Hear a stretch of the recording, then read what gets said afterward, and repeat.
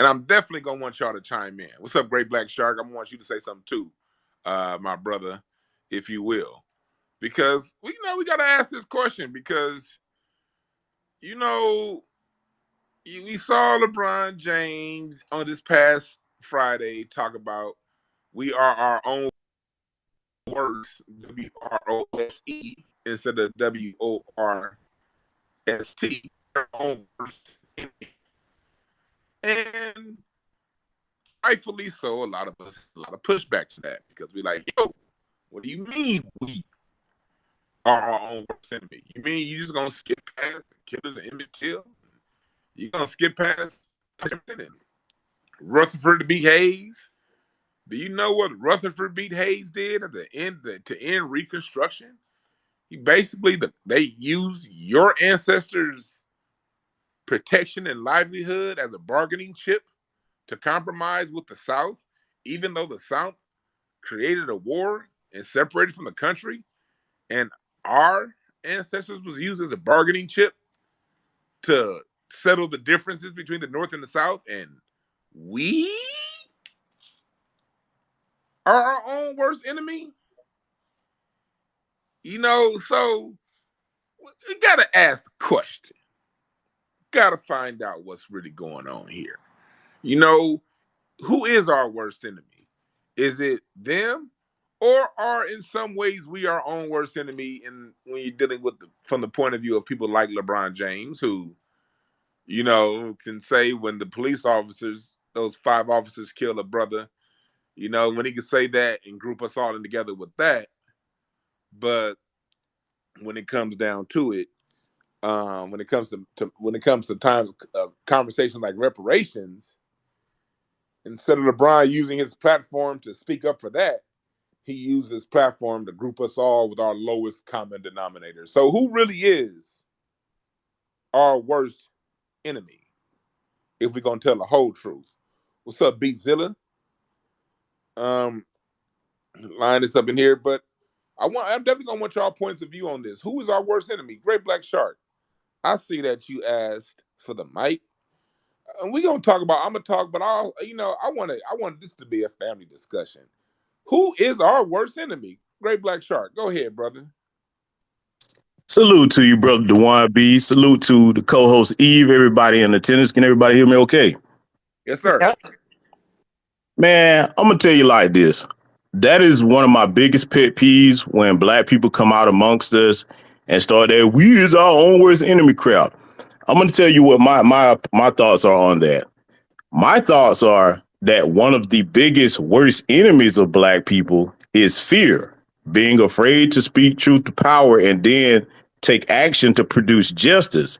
A lot of those people that chime that sentiment there, we are our own worst enemy, they're afraid to actually point the finger at the people that are the cause of the injustices amongst us.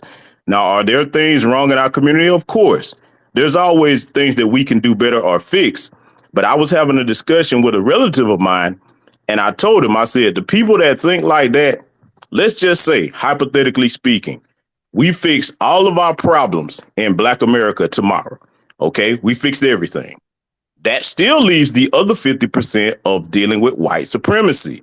And I guarantee you that if we had that type of situation, those people would find some other excuse. They should just come out and say they're afraid.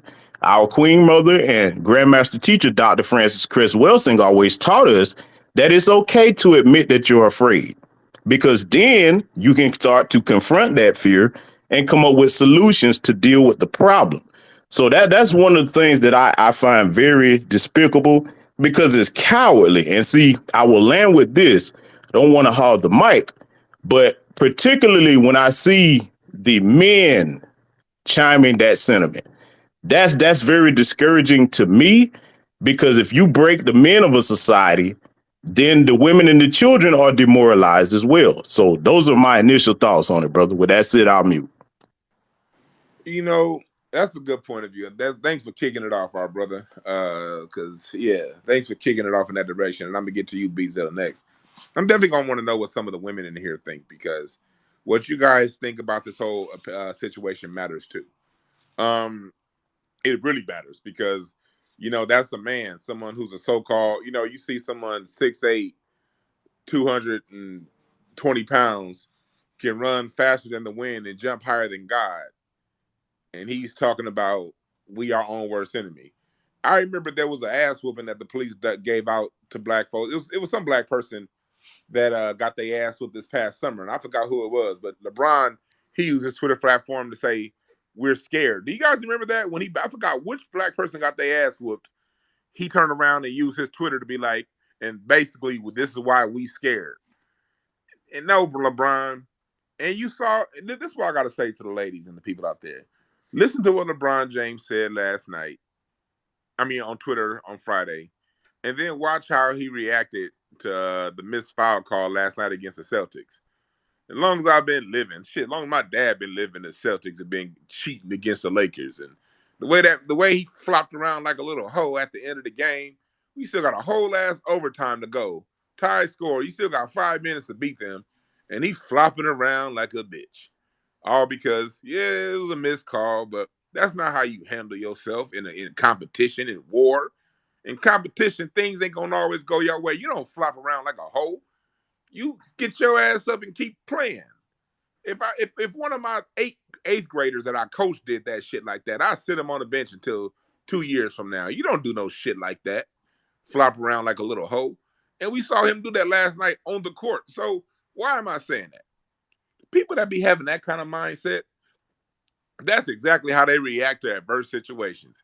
Instead of taking it in stride, moving on, and winning anyway, you crying like a bitch.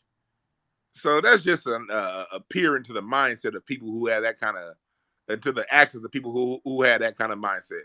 I'm gonna go Just Eve, then I'm gonna get to Beat Zilla because I gotta hear what some of the ladies have to say about this whole situation. Then I'm gonna get to Beat Zilla. Go ahead, Just Eve. Peace to you, Dwan, and peace to the room. Who or what is Black America's worst enemy? Well, I guess first let me address your first question. It was the Jacob Blake uh, situation from 2020, where LeBron was saying that Black Yes. America is scared to live in America. So let's round that out, because Great Black Shark was talking about being scared of the problem, the root, the source of the problem, and what LeBron said isn't even addressing that. He's talking like an effeminate male, and I think that is terrifying because, like you just brought up, he's a lot bigger than me. I mean, you've seen me. I'm little, and if the big manly men are running around scared of the problem, then that's a problem. I feel unprotected. Um, our biggest and worst enemy has always been racism, white supremacy.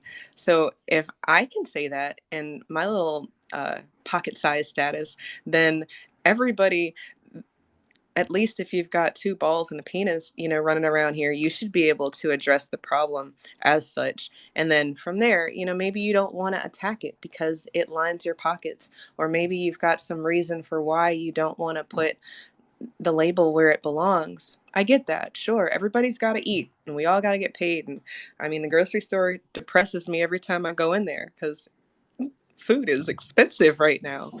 However, that's also a symptom of the system that we live in.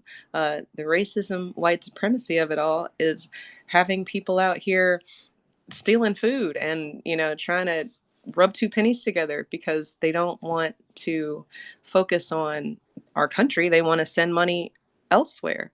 I think as long as we're always bringing it back to the actual perpetrators, then we'll see why there are people in our community who don't want to put a label on it.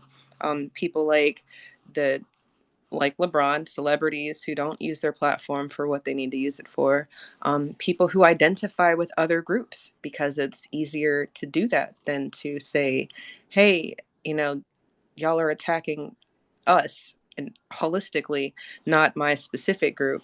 I don't know. I feel like there's a lot of costume and cosplaying going on when people don't want to address the problem, and then they want to act like it's Black people doing it. No, it's not us doing it. You did it to yourself.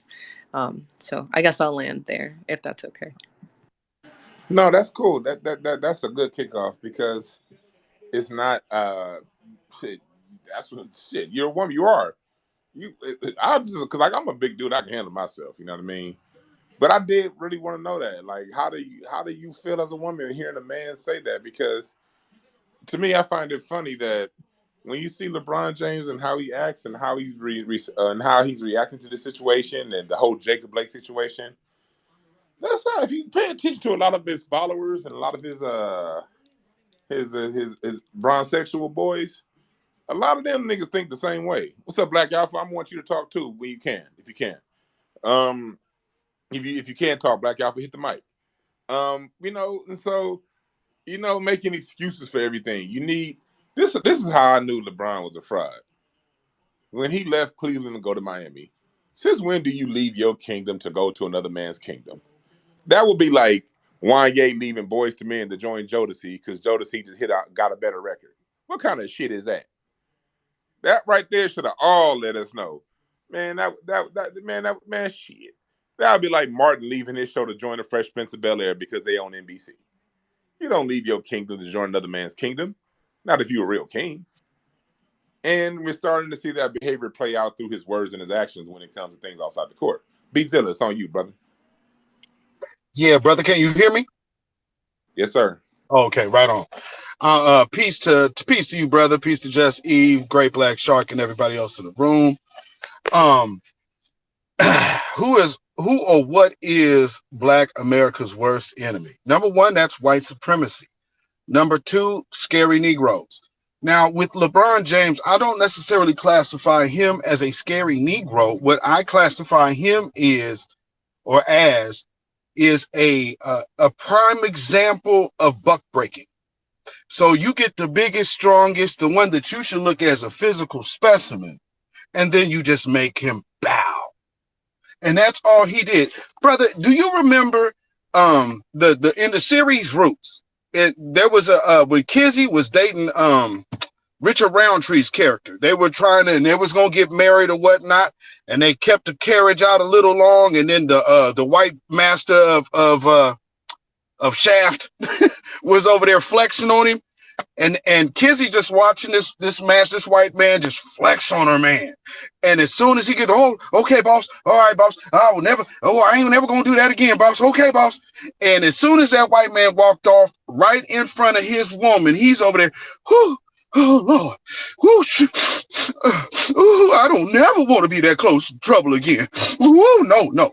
And you know what Kizzy decided to do? She decided to stay put right on that plantation and not leave with that coward. Because again, yeah, you can be a good, strong buck for the system or your masters, but when it comes time to defend your woman, you are showing nothing but crease. And so that right there is a huge problem because people want folks to look up to LeBron James as some kind of picture of manlyhood. And all he did was showed you that he's still a boy and that the white man is the only man that he respects. So that right there, I'll yield my mic. And I'm on the road right now, but as soon as I get back to the stationary space, I'll come back on the mic. Yes, sir. Yes, sir. And yeah, for me, I don't know if you guys are here are basketball fans. You know me. This season I haven't been watching too much because of the whole situation with Kyrie Irving and the owner of of Brooklyn Nets. This kind of really put a bitter taste in my mouth about the NBA. It really did. But and I love basketball, and I always watched it for these reasons. And for those of you listening to me, y'all know I coach basketball, and I used to, and I always incorporated life game with the game itself. And so when I knew it was an issue. I was coaching AAU basketball back in 2009, 2010, or sometime around there. And I was teaching my kids the principles of when to shoot, when to pass, showing them the principles of sometimes you got to be the aggressor, sometimes you got to know to back off, sometimes you got to be the help. And so I had one of my boys, and we were playing a game against this other team. And this boy was big and dominant. He was only like 14 or 13 at the time. And I love dealing with that age group because at that age, young men don't quite know how powerful and strong they are right there. They're leaving that boyhood and learning how to be a teenager and into an adult. So that's the age I love molding children the most when I coach basketball, because I love that ushering in period into manhood. And so I had this boy that was bigger, stronger, and faster than the other team, the best player. And I kept designing plays to get him the ball and score, because the other team overall had a better team than us. But we had that one guy who they couldn't stop. And so I'm designing plays to pass him the ball. I'm passing the ball. And I'm running in different plays to get him the ball in position for him to score. And he kept, like, he scored twice and then he started passing the ball. And I'm like, Lenny, why are you passing the ball? I'm designing a play for you to score. And first he didn't say anything. He's just like, okay, I'll score. I'll shoot next time, coach. Run a play for him. He passes the ball. And I'm like, Lenny, what's going on? Like, dude, if I pass you the fucking ball, you take the goddamn ball and you score it, or I'm going to sit you down and put somebody else in the game. And he said to me, he said, Coach, you know, I'm a LeBron fan. He said, I got to pass and help my teammates get better before it's better to pass and help everyone else out than it is for me to get it. And I just, I, I didn't have that conversation with him at that point. I just saw what I was dealing with and I adjusted my game plan. But after the game, I talked to the boy.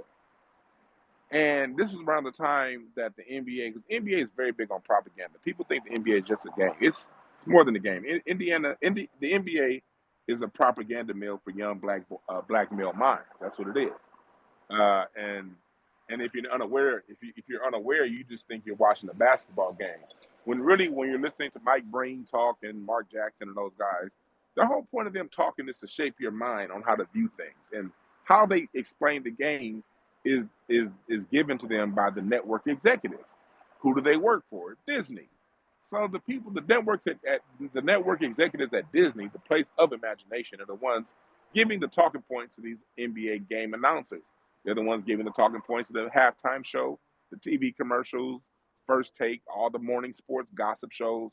All of that stuff is coming from Disney. And what I realized in that moment was, okay, at the time the NBA was, they were really shitting on the whole Kobe, Vince Carter, T-Mac style of play where you go out, be aggressive like a man and get your own. And they were pushing this sort of pacifism basketball. Be a friend, be a teammate, go join with your other teams, go join with your friends and don't compete. And I was able to see it in real time with the kids that I'm coaching. I was like, wow, basketball used to be something that I can coach to teach manhood and to teach how to be aggressive and when to be aggressive and how to control your aggression. But the propaganda I'm facing through what they're watching is teaching these boys basically to be little punks. So I pulled the boy to the side and I told him, I said, look, what's going on when they talk about teammates and passing, that's cool for the right time. But there are times in life where, as a man, you're going to have to make the decision. You're going to have to be an asshole sometimes. You're going to have to go for yours and get all of yours because the community needs it. The rest of your team needs you to be an alpha and step up and take the shots, take the fouls, take everything that the other team has to throw at you, because you have the shoulders to handle the load. And that's what I coached to my boy. And he later on, as an adult, came back and thanked me for that. But it really put a bitter taste in my mouth as to what's going on propaganda-wise through sports, and how LeBron James has always been the prototype. He's been the person that they use to bring in this passive, everybody get along, don't compete against your enemy, go join your enemy kind of archetype. That's the archetype of LeBron James.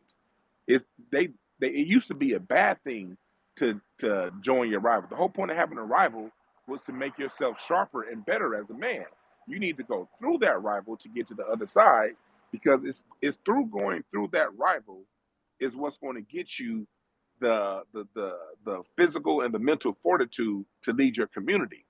So when that move was made and they started legitimizing, instead of facing your opponents here, instead of facing your fears, see if you can get everyone on your same team and everyone, we are going to do this together and face. And that's just unrealistic. Your enemy is never going to join you. You have to figure out how to beat your enemy, because your enemy is never going to be on the same team with you. And so that mindset has been precipitating in the mind of the black male, especially over the last 15 to 20 years. And we're starting to see it play out. So we get to the situation we saw this past weekend where we're our own worst enemy. And who did you see defending LeBron James the most?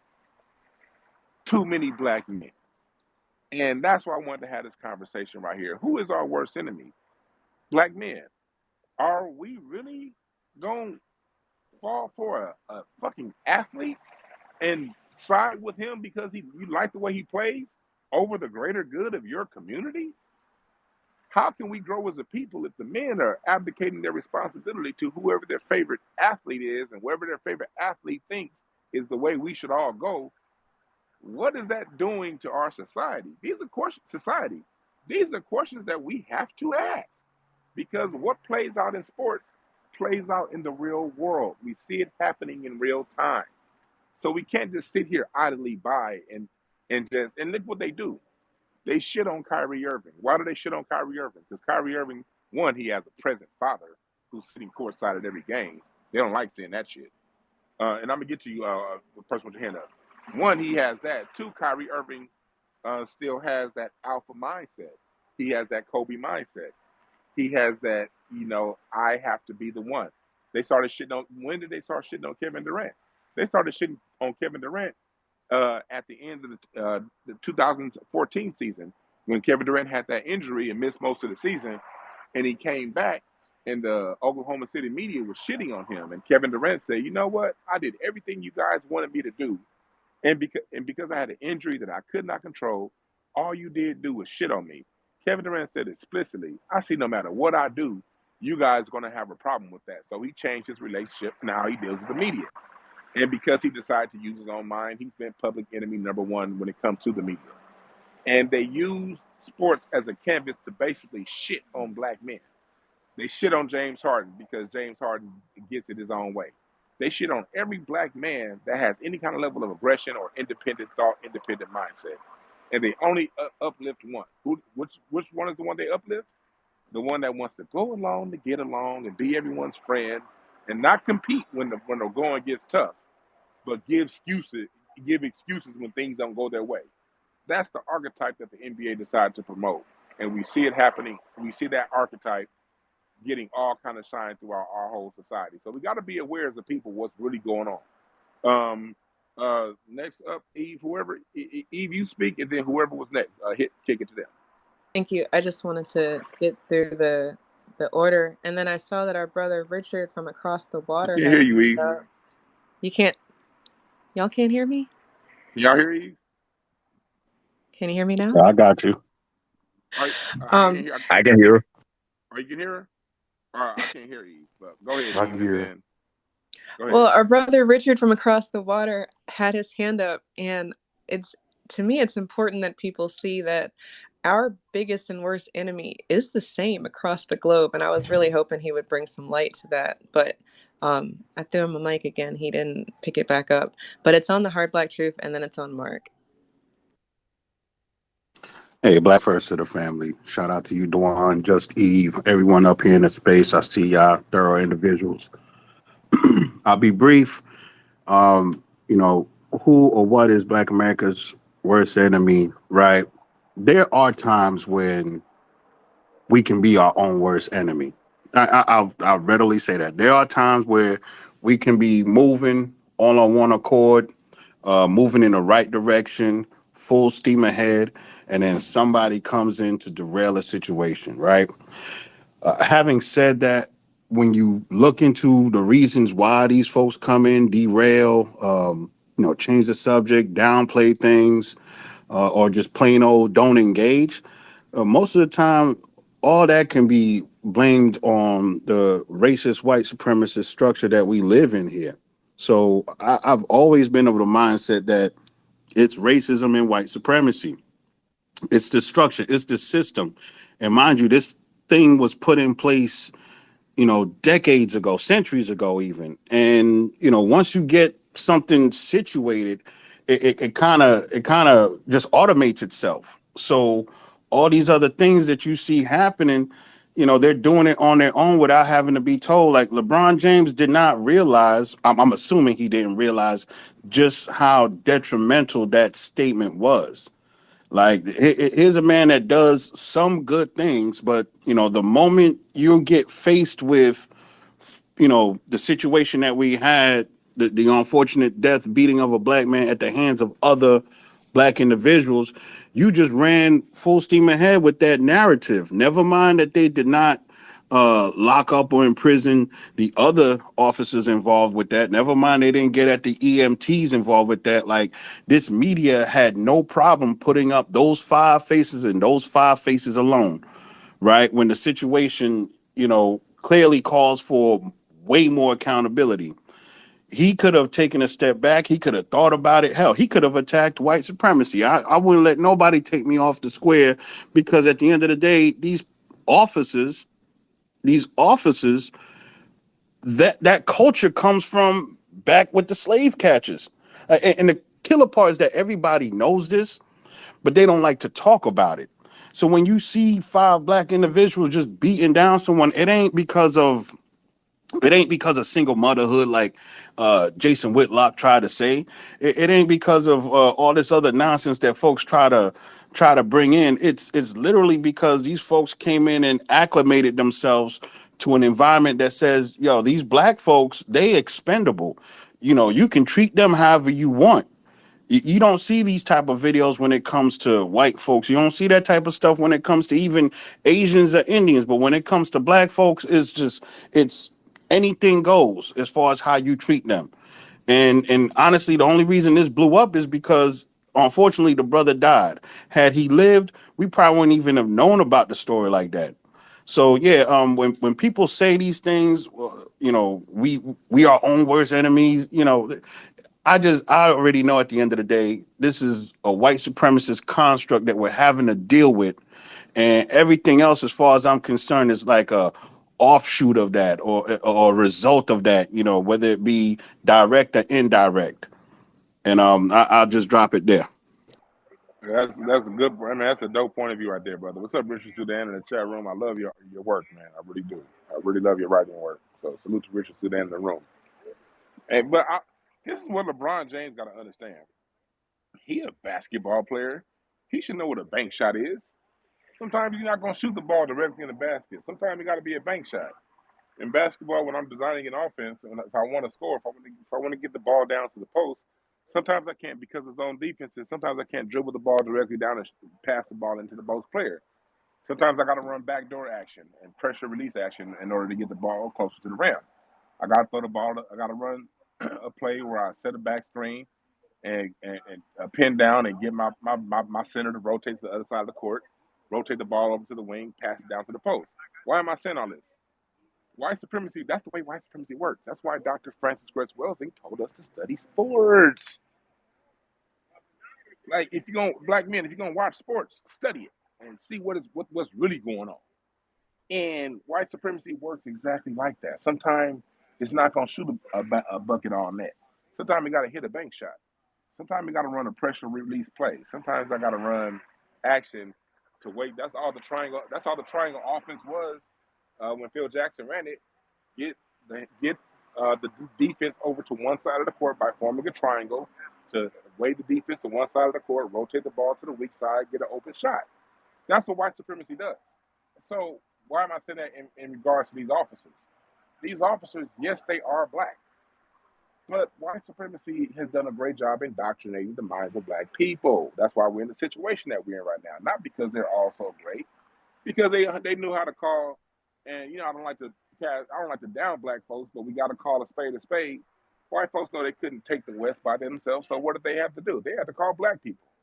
They had to call these people called the Buffalo Soldiers. Buffalo Soldiers helped them claim the West, Sequoia, helped them take the Battle of San Juan Hill in Puerto Rico. That's a bank shot. I don't quite have the firepower to directly harm you. When they had the Indian Wars, the Yamasee Wars, and the Yamasee Wars, we got these black people kicking our ass. So I'm gonna go ahead and get these Cherokee over here to come and help us out. Bank shot. White supremacy's always found ways to get accomplices to help them beat their goals. In sports, we call that running a play and running a deceptive play. That's what they do.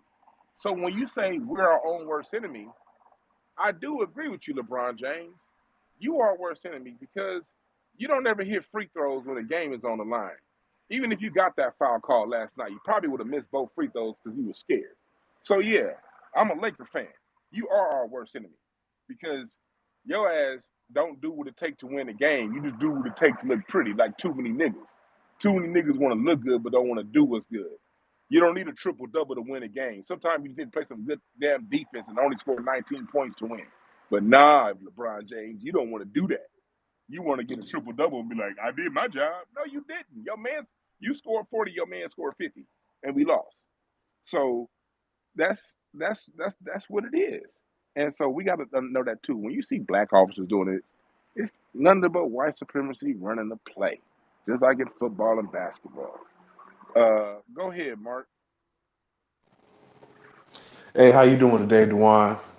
Everybody, Eve, um, Lioness Crown is everybody. Hope everybody's having a good Sunday. But to piggyback on what you're saying, I agree. You know, LeBron showed a lack of leadership. Instead of telling the team like, hey, you know, yeah, the refs is cheating us, but we can't let it deter our focus. We still got to win this game. So we need to stop bitching about the rest and just put our head down. But, he didn't show that. And it showed in overtime. But first I want to say, like, our biggest worst enemy is white supremacy and their Negro collaborators, you know. So I first, want to say that, Yes, sir. you know. But yeah, I agree because I'm a Laker fan first. So yeah, he is our own worst enemy, and Hey, Mark. it's showing. Mark, I don't know if you remember that game. It was a game. I'm sorry, y'all. Excuse me, room. My brain is a computer when it comes to sports. Well, when it comes to a lot of things. But there was a game. It was February 2010. Lakers versus the Celtics. I was at, and it was a regular season game when the Celtics came to Uh, LA. I think it was January 2000. It was the last year before they won a championship against each other when they played each other in yeah, the finals. Well, that game went real deep, and Kobe had a shot that could have ended the game about the free throw line extended. And Ray Allen hacked the shit out of him. And Kobe missed the shot. Did you see Kobe fall on the court like a big Oh baby? no, I vividly remember that game. No, And I remember being there. I was at Game 7 of the finals that year. I remember when the Celtics were up 15 points and the Lakers started in the third quarter. The Lakers had to make that run as we got into the fourth quarter and the shots weren't falling Kobe's way. My homeboy Rasheed was an assistant with the Lakers at the time, and we were talking about something because I saw this one timeout in particular to where Kobe he got to dancing and he finally made that shot with like a minute and 30 seconds left. yeah, And what happened was you saw the Celtics' will sort of break. And Paul Pierce had the opportunity to really lift his team up in the Celtics and get them focused again. But when they walked back to that huddle, the Celtics, Kevin Garnett, Paul Pierce, Ray Allen all had their shoulders hunched over, head down, looking defeated. They was only down by 1 point. They had a chance to come back and win that game, but they didn't because they were already mentally broken at that point. Why am I saying all this? uh huh, I'm saying this to say that the reason why Dr. Welsing always asked us to watch and look at sports, and I don't know if this was her intentional, but this is what I drew from reading the ISIS papers, is because you see that when you stay focused on what you do, no matter how many shots you miss, no matter how many things go wrong, at no point do you ever turn to your own team and be like, we are our own worst enemy because we missing shots. Kobe could have easily done that. The Lakers could have easily done that. They played a horrible Game 7 the first 2.5 oh quarters. I yeah, know you oh remember. yeah, I remember. First 2.5 quarters, it was horrible. But the team that stuck it out and stayed mentally strong, even though they kept losing the small battles throughout the game, they stayed mentally strong. That was a team that won. So when we're dealing with a situation of racism, white supremacy, oftentimes we're going to come across things that seem an opponent that seems to be too big. That opponent seems to be hitting all their shots, and we seem to be missing our shots. But if you stick to the game and you stay focused and you play the game through all 48 minutes, it's going to come out in your way because at some point, no matter how big the defense is, no matter remember the Celtics were a way better team, top to bottom than the Lakers that year, Yeah, way better team. But when they broke, when that will got broken, when it looked a certain way, even though they were still in the game and their minds changed and their mindset shifted, you saw the more powerful team go down. And so I use that as an example back when I coached to the kids, and I use it as an example now when we're talking about dealing with racism, white supremacy, dealing with life. Dealing with life, when you have people on your team saying we are our own worst enemy, they're self-identifying as the people who ain't gonna be there to fight for you when the things get going the toughest. Is that a logical conclusion to draw? Go ahead, Black Shark. I see you got your hand up. You know what? I guess I got to piggyback off what you said, brother, because see, I think back to like the late 80s and 90s, just dealing with the NBA alone. Anybody that was alive at that time knows that was a very different, aggressive style of basketball. And like you said, being that it's always propaganda, being that when we look at sports, entertainment, or whatever, because like it or not, that influences a lot of our society. They knew they had to change things that encourage young black people to be competitive and take on like leadership qualities, decision making. So when I look at, the situation with LeBron here and him making those statements, we definitely have to give hard pushback, because if you break the mind, the body stays stagnant. And they know that today. And they want to encourage this to us over and over again. And we saw the hypocrisy of like Sean Hannity and a lot of them out there coming out like, oh, this is so wrong and this needs to happen. But they never do that when it's the white officers. And we all saw how quick all the arrests and charges were made and what have you. It takes damn near an act of God to get the same situation to happen when it's like white officers. So it's like, at some point, I hate to say it, but I gotta say it. When it comes to those athletes with LeBron's mindset, I really don't think they value manhood and legacy the same way as the rest of us do. Because if I've got a family and I'm raising boys in particular who are going to be the next generation protectors, I'm that boy's example of what you do in times of hardship as a man, especially with a family. I mean, that's a question that I would ask him to his face. Because at some point, man, when you keep doing that over and over, that's shameful. Those are the people that right now, if anything hit the fan and these white folks got tired of playing with it, said, you know what, screw all this stuff with the paperwork, let's get down to it. These will be the guys running and hiding with the women and children. I just got to say it like it is. But hey, with that said, I'll land, brother. 100, bro. You're right. They'll be the ones hiding with the women and the children. But let's go on. Just quick. Y'all know me. I like bringing in historical perspective. See, they didn't really use sports as propaganda as much in the 60s and the 70s and into the 80s, because sports was more so a thing that it wasn't as produced like that. It was just sort of an escape for what was going on in the world and something for people to gamble to. But as you get into the late 80s and into the 90s, that's when it starts being flipped as a propaganda tool. That's when you insert Nike, you insert Adidas and Converse and the shoe companies, and them turning athletes into cult of personalities. And Nike, the NBA has always relied on Nike for its marketing. And so when I told the story, for those of you, I'm not going to tell the whole story now, but go back to my YouTube show like 2 days ago. I broke down the whole how David Falk that was Michael Jordan's agent, how David Falk and David Stern, the commissioner of the NBA, got together to create the Michael Jordan persona, a Michael Jordan that never really existed. A Michael Jordan that's the greatest of all time, that David Falk, his own agent, said, no, that he's not the greatest. There is no greatest. That's a marketing campaign. We came up to sell shoes, basically, to you dumb niggas. But what's the main thing you hear black men arguing about today is, who's the greatest? Who's the greatest? The greatest is whoever the fuck Nike told you is. That's who it is. But niggas don't understand that.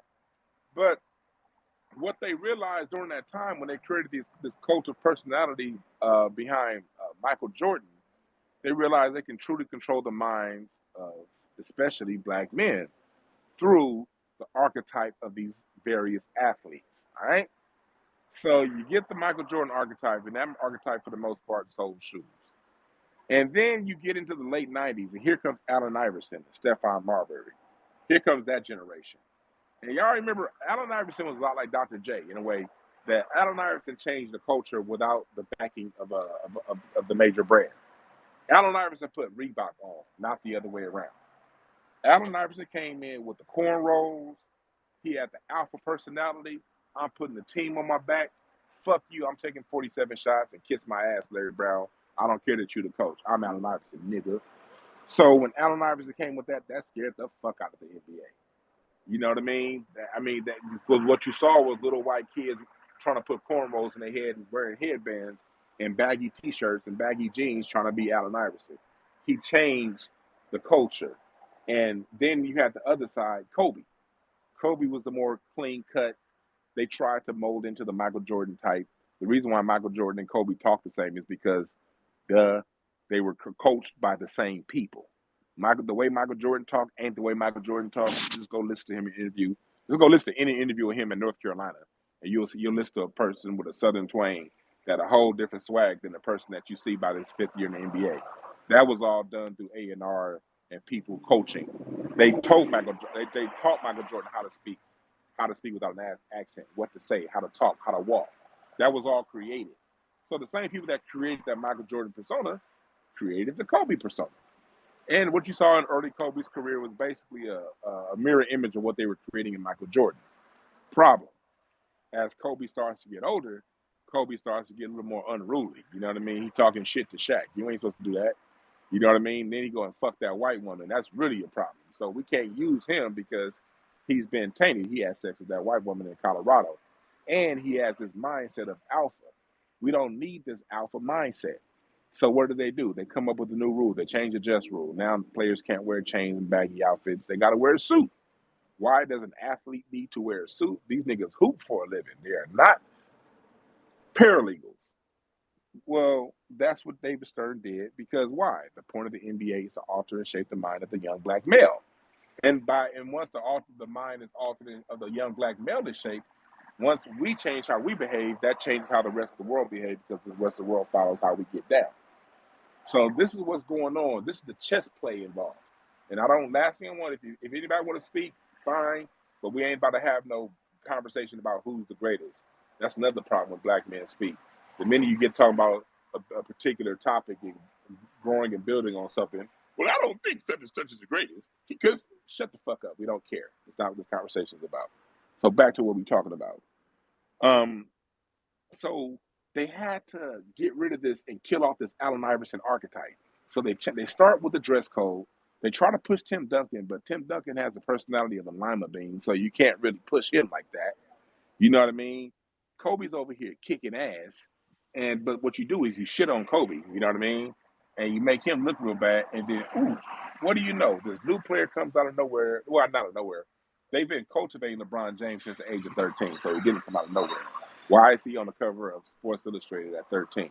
Well, the reason why he's on the cover of Sports Illustrated at 13 is because they've been watching him since he was 8, all right? So they've been cultivating this young man, and they segregated him. They put him in this over here in this school around all white folks.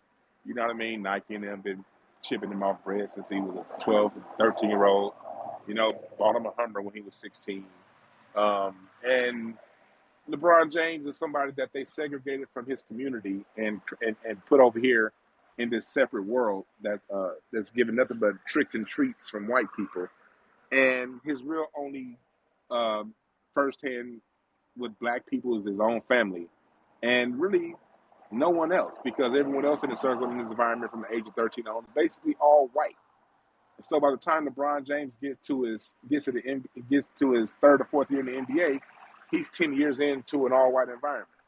So you get him and you mold him and you train him. The same people who train Michael Jordan, the same people who train Kobe, the same people who train LeBron James on how to speak. Except that they had to refine the process because they heard how we spoke.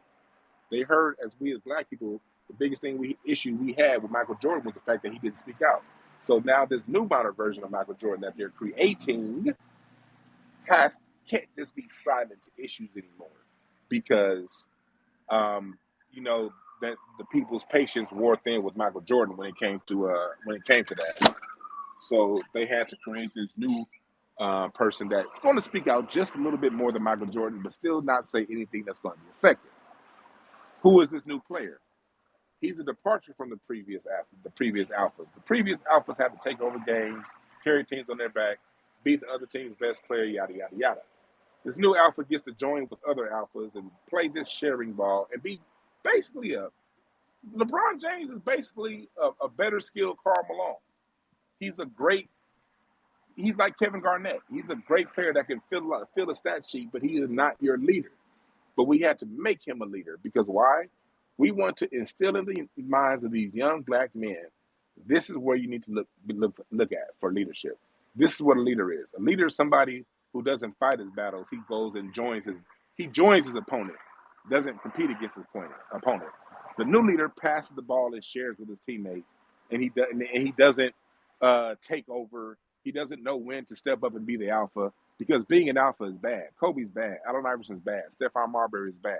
Get your ass out of here, Stephon Marbury, and go play in China. That whole archetype of a player that stood out and got his own and fetched his own and fought for his own. Throughout the 2000s, the NBA basically shitted on that archetype. They had a whole campaign, and those of you who watch basketball remember, they had a whole campaign talking about share the ball.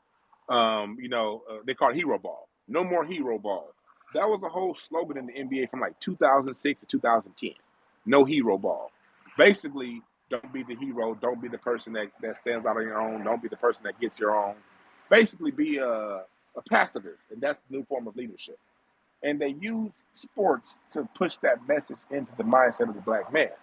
And to some ways, it has worked. The reason why I say to some ways, because it's been enough of us that's been seeing the game, even though we may not be able to vocalize what's going on, we see the game and we push back.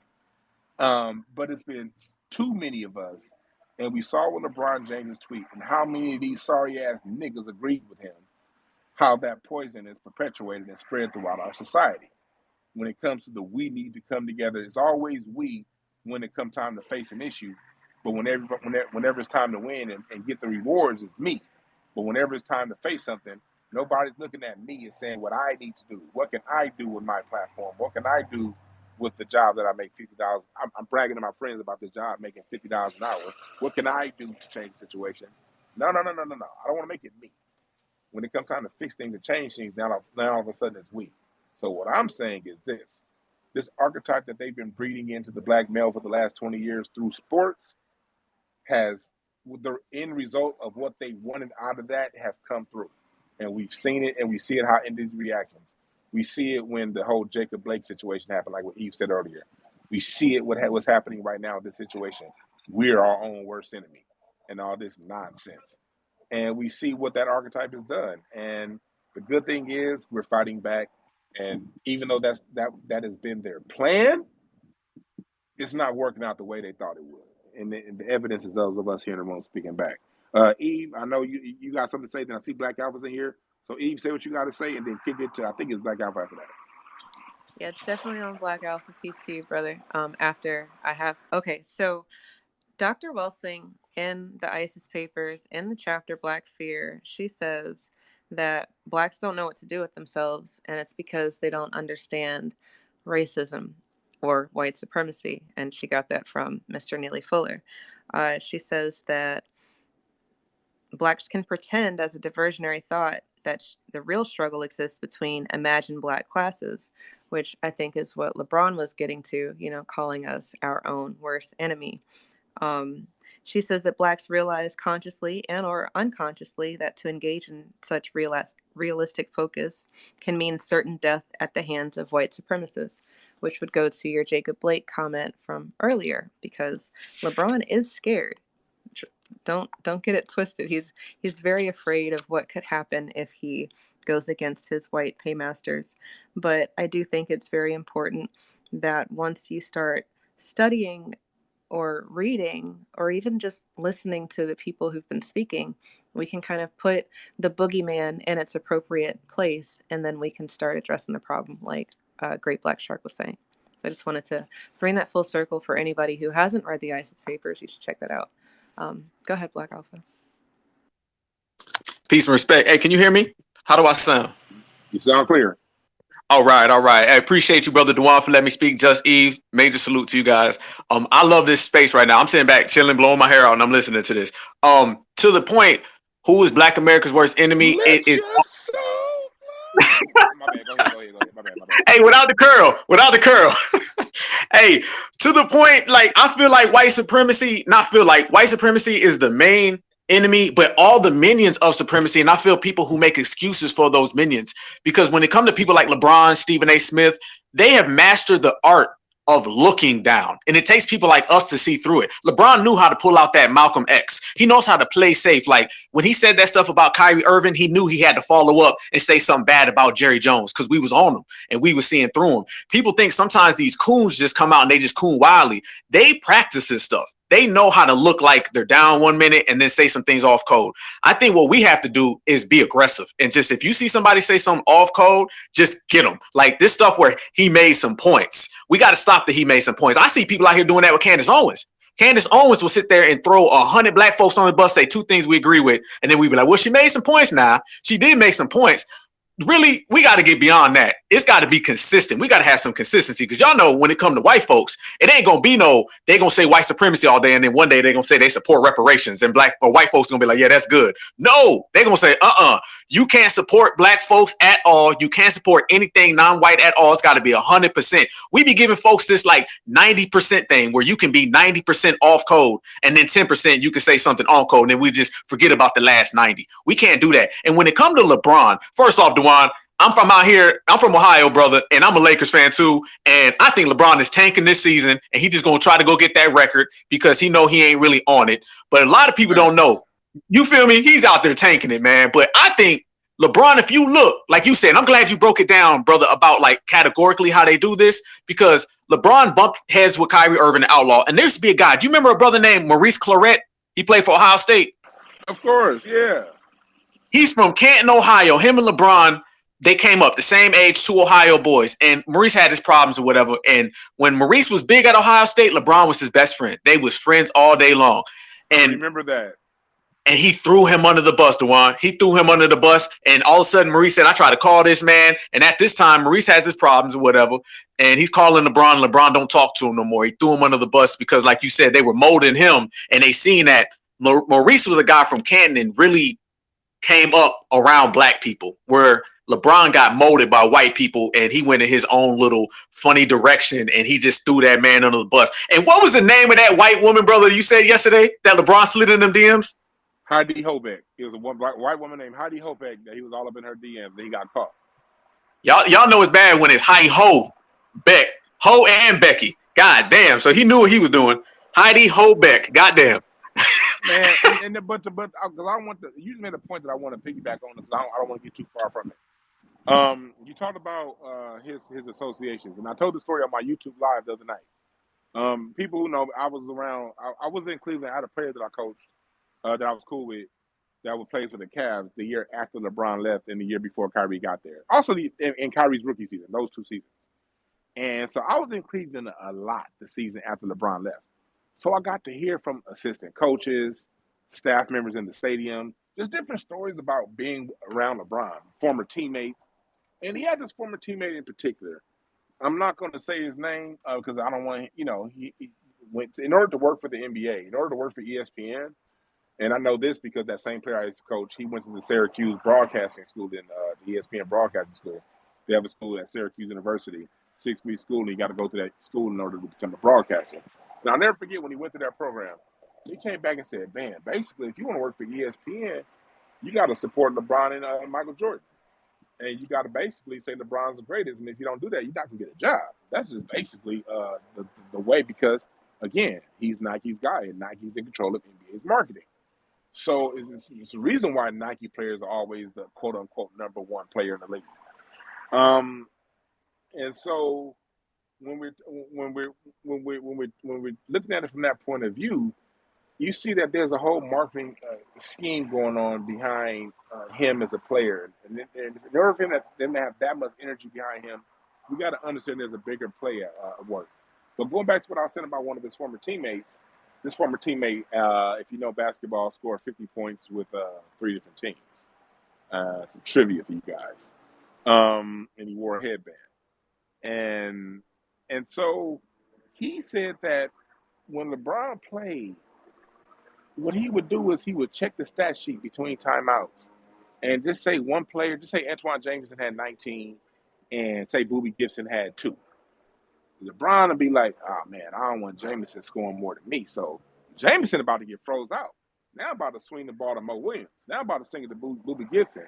Now I'm about to swing to Eric Snow because I got to balance out the other guys' points, and because I got to be the guy.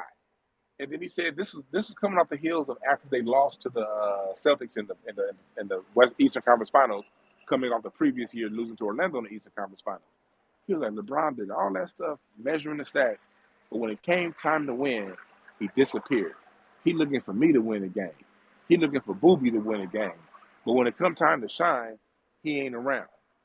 And then he said that when I first got traded here, LeBron was my best friend. He was calling me. I was with his family. We was hanging out. He said me and LeBron talked every day. He said he gave us all the impression that he was coming back. When he made that decision, he said, I ain't heard from LeBron since then. And this is like around the time, I'm out there in Cleveland because I'm out there to see LeBron return as a member of the Heat. I just wanted to see that game. I wanted to see what the stadium sound like. And that shit was fucking crazy, that game. But, excuse me, this sorry-ass motorcycle goes past my house. Making all that goddamn noise going 6 miles an hour. But anyway, so he said that LeBron, when he first comes around, he's like your best friend. When you get like when he's on your team, he's this, he's that. But then when he's not part of your team anymore, he just basically like fuck you. Like I see you in the hallway, look the other way, kind of ass nigga. And I heard this from a couple former teammates of his in Cleveland. And so what you said right now about Maurice is correct. That's the kind of dude he is. That's the way he moves. I be talking the way I talk. I don't be telling these stories all the time because I learned a long time ago, no matter what your firsthand experience is in an environment, people who are fanboys are going to still think whatever they think. So I don't feel the need to divulge this information to people. I'm only doing that because of what you just said and giving the context of the kind of guy this dude is. And these would be firsthand stories that I would hear from teammates and former teammates of his about how basically he uses the people that he's around and he's not genuine. There's not a genuine bone in his body, and he plays to the cameras. He plays to the cameras. I remember I would go to games. If you ever go to a game, get to a game early and watch him come out there. He's going to look and see where every camera is. He's going to do everything for the cameras. Why is that? Why am I going on his tangent? He didn't learn this through osmosis. Nigga, he was coached this because the NBA needs a spokespeople for black people. They're not gonna let a new Malcolm X and Martin Luther King come through. Our spokespeople are athletes and rappers. So the athlete spokesperson is LeBron James. And if you see how he moves, he moves a lot the same way Jay-Z moves. Jay-Z, you can't, the way they move, Jay-Z, okay, state property's hot, I'm gonna go fuck with them. Oh, this is producer named Kanye hot, I'm gonna go fuck with him. Oh, Kanye got a hit with Coldplay, I'm gonna go get a hit with Coldplay. Oh, Memphis Bleak got a certain flow, I'm gonna rap like Memphis Bleak. Oh, Jazzo, man, I love the way Jazzo moves, so I'm gonna dress like that. I'm gonna act like Big Daddy Kane. I'm gonna take Biggie's lyrics. But people don't pay attention. I'm gonna basically clout chase off the next, but I do have a lot of talent. I'm not saying I'm not talented. I have extreme talent. So I'm gonna use my extreme talent to basically see what niggas are already feeling and then come and do my version of that. Oh, niggas are getting conscious. I'm gonna drop 444. Same shit. These false heroes that they put in front of us are nothing but clout chasing, coached, clone, fake motherfuckers. But go ahead and finish what you were saying, Black Alpha, then I'm gonna get to the next person. Man, brother, hey, you just named that because Jay-Z went along with every single person that was out there. You remember when he got LeBron, and I think when LeBron was coming up, he took him to the Rucker, if I'm not mistaken, and he was hanging on him. Yeah. I was at the LeBron Jay-Z party at the All-Star weekend in Phoenix, and that, let me tell you, it was open bar, and I stayed that motherfucker 45 minutes. That shit was so goddamn fake and phony. I was like, nigga, let me get to where the niggas at? Nigga, show me where's the Ben Wallace party, nigga?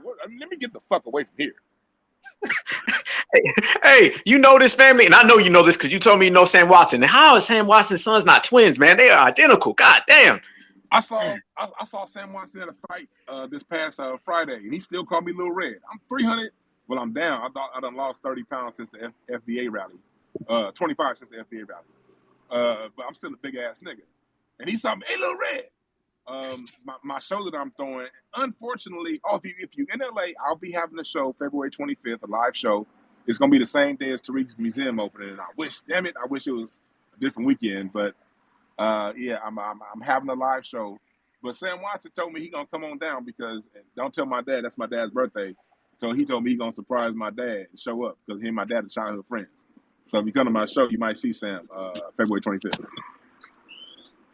Family, how do you feel about, like, as you talk about the NBA and how they use the NBA? And I'm gonna ask you this, brother, and I'll drop down and let everybody get back.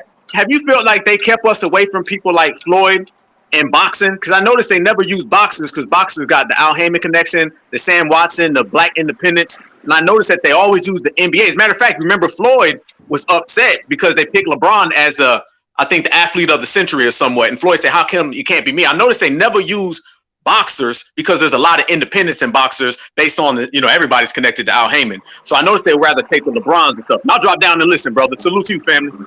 Yes, sir. Y'all down there, they're not, again, when we talk about the NBA, we're talking about Nike. The NBA has personality clauses. You know what I mean? They have all of these. In the NBA, you can control your niggas. Because if you say this thing, you do that thing, it's conduct detrimental to the NBA. So we can fine you, keep you in place, and then end your employment. Boxing, there's no overall general commission that can rule things and rule what people say and rule what people do. Only thing you can do is cheat, like they did with our brother Deontay Wilder. I love Deontay Wilder.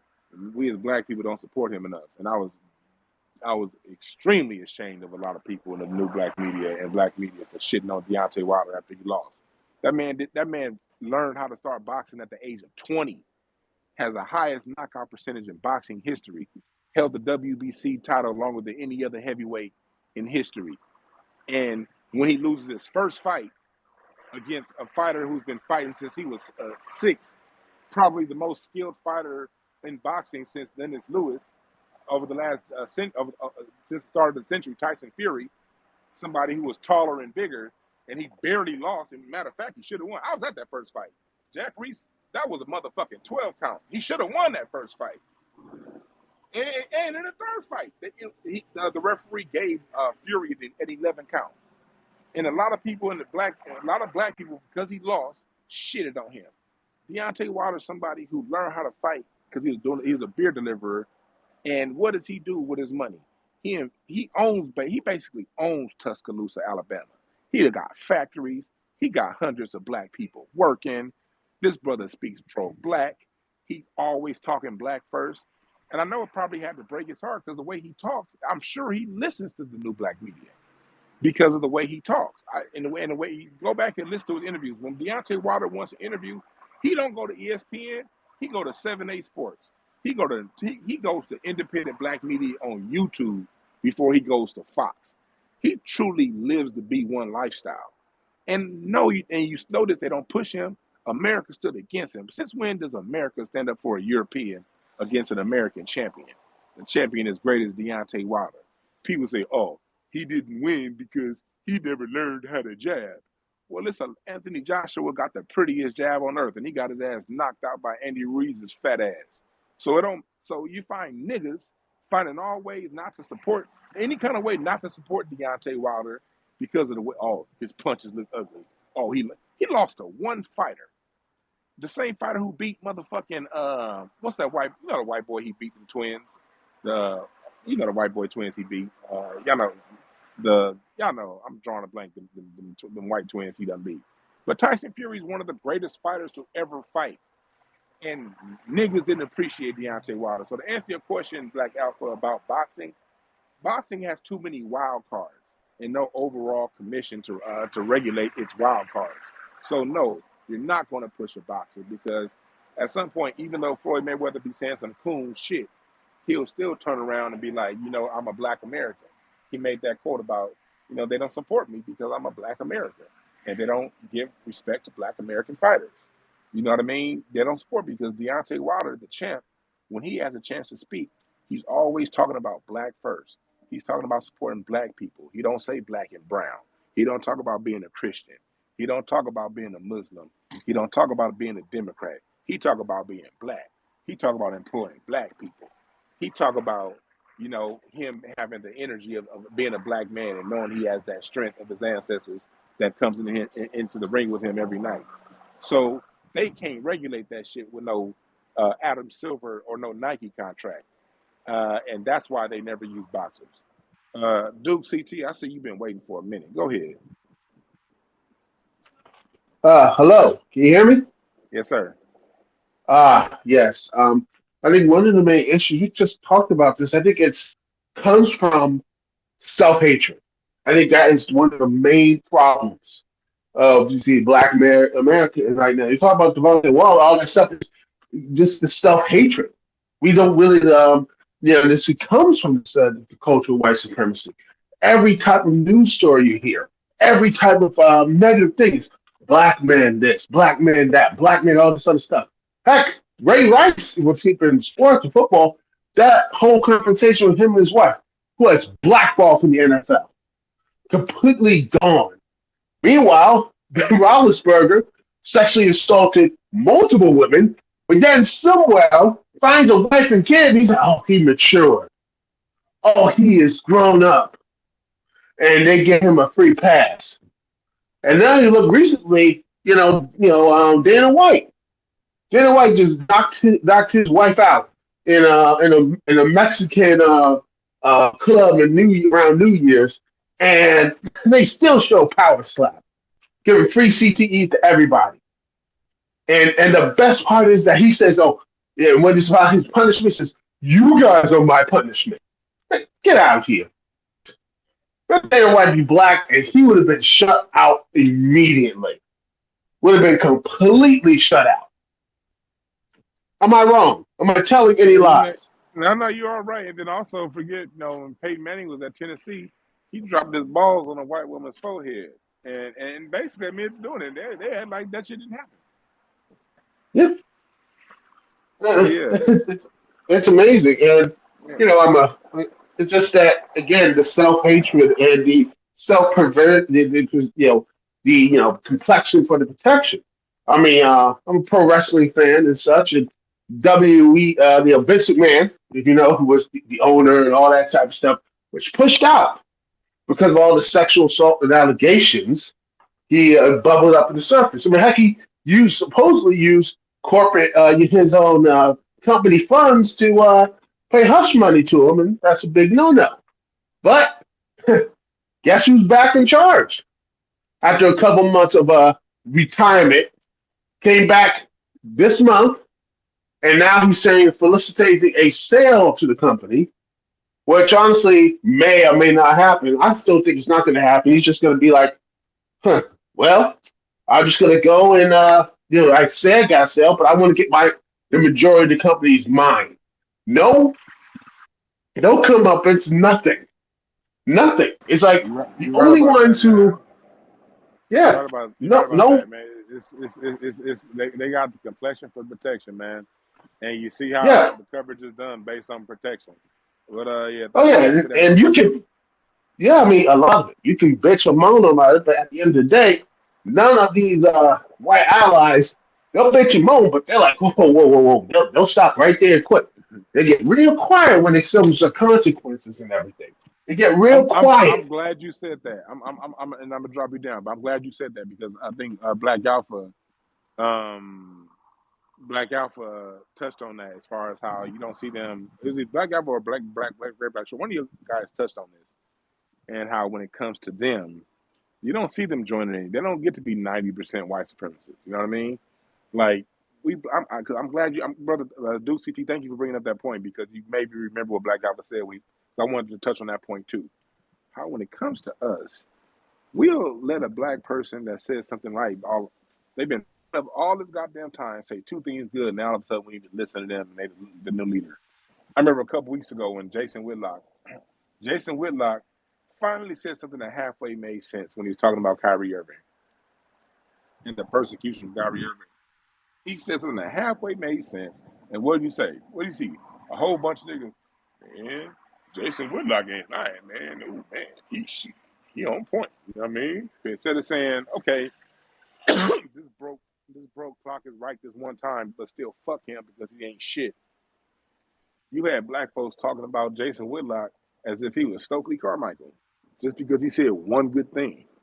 And so we can't be doing that. Like, even me, like, I looked at last month when, go back and listen to my show I did. I did a whole show on my YouTube channel breaking down how it was a good thing that LeBron James bucked back to Jerry Jones. And it was good. I was like, I congratulated him. So like, if I'm going to criticize you when you do something wrong, I'll give you credit when you do something right. But we're going to keep it in its proper perspective. And when I said that, I said basically, LeBron James did this because he had to, because we called him out for that shit he did with Kyrie. So he had to do something. But I said this a month ago. I said, within a month, 6 weeks or so, I gave it a 6-week period. I said, he's going to say some bullshit to let them know that he back on the team. Go back and look it up on my YouTube show. I said it. I said within 6 weeks, he's going to say something because he has to remind his paymasters that he's still down. He just had to let off a little bit of steam. And one thing about white supremacy, Nene Fuller teaches, they understand that every now and again we got to let off a little bit of steam. So these white supremacists, as long as you don't stick to their overall agenda, they'll let this little nigga ass let off a little bit of steam every now and again, as long as he get back in line. And yesterday he proved he's getting back in line 2 days ago, and then last night against the Celtics, he really got back on line.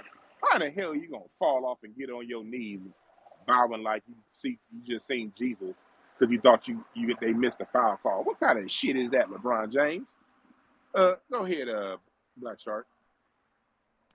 Yeah, man. And speaking further to that point you just made there, you can't see that example in any other community. You don't see it in the Asian community, the white community definitely, the Hispanic, East Indian, Arab, whatever community else outside of ours, that people where like their traders will say something and then that may be true. You acknowledge it for what it is, but you must remember that you cannot trust them because like they have not exhibited any type of redeeming qualities or behavior that shows that they're worthy of trust.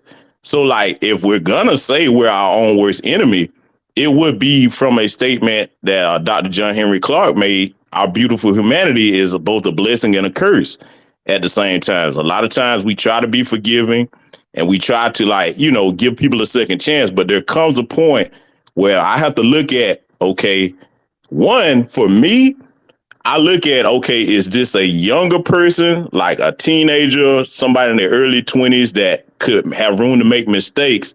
But now, if you're up in my age range, Gen X and beyond that, okay, now I'm a little bit more or less forgiving, especially when it comes to a lot of these guys that are beholden to these corporations because like Sister Eve said, we get it. Everybody has to make a living. They have to eat. But this is the question I would pose to LeBron and many others that have his sentiments that are beholden to these corporations. When you see all these multi-million-dollar athletes that we've had across the NBA, the NFL, etc., entertainment, why come there has not been a collective group economic push to say, okay, we got in here, we got our start, we got our money up. How about we build our own versions that we own, operate, and control? It's almost like that analogy where you have like an elephant with a little string tied around his leg and he's tied to a wooden fence. That elephant is strong enough to pull that whole damn fence over. And see, they don't ever support the guys like Ice Cube, even if you're going to do it quietly, because that's what I respect about a lot of our entertainers back in the day. Everybody wasn't going to be as vocal as a Muhammad Ali. But then you look at Aretha Franklin, that sister funded a lot of black movements quietly. She was like, okay, I got my singing career. I can't say too much, but I can support my people. So we don't even see LeBron and the rest of them like him having the courage to even do that. I mean, and that's something right there that sooner or later, I want to see somebody call him out about that publicly. But yeah, well, that's it. I'll land, brother. Yeah, that's some real talk. And I want to go back to that point about I want to get back on Deontay Wilder and that whole thing. While we talking about what is our Black American worst enemy? Sometimes our worst enemy, and this is just us looking at ourselves, can be our standard of perfectionism. Overall, we have this unrealistic standard of collective and individual perfectionism. The whole Jesus thing. I think that's something that the whole Christianity's gotten us. We're all looking for Jesus. We're looking for Jesus in sports. We're looking for Jesus on TV. We're looking for Jesus to help us pay our bills. We're looking for our friends and our cousins and our family members to be Jesus. But ain't nobody forgiving nobody like Jesus. Ain't that some weird shit? You want Jesus and everybody else, but you ain't got the heart of forgiveness. You over here, you got more compassion for the Democrats than you do your cousin that ain't lent you back that $600 from 16 years ago. But you want to talk about, when you look at people on TV, you expecting some kind of Jesus figure. And if they come anything short of that, they ain't shit. Like I remember when Deontay Wilder lost that fight to Tyson Fury, and how black people who don't even watch boxing like that just shitted on that man. And I know y'all don't watch boxing like that, because I do watch boxing like that. And I'm over here watching the fights, and I don't see none of you niggas tweeting about the Tuesday night fight on Fox Sports or the PBC fight on Saturday at 5 p.m. with these two up-and-coming fighters that are fighting for a number one slot to become the number one contender in the IBF. Y'all not watching none of that shit. But then the minute the pay-per-view fight come on, the big fight, you acting like you over here sounding like Emmanuel Stewart.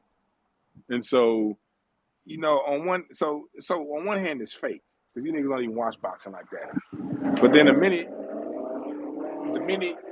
Deontay Wilder loses, I saw so many black people just shitting on him. Well, if he learned how to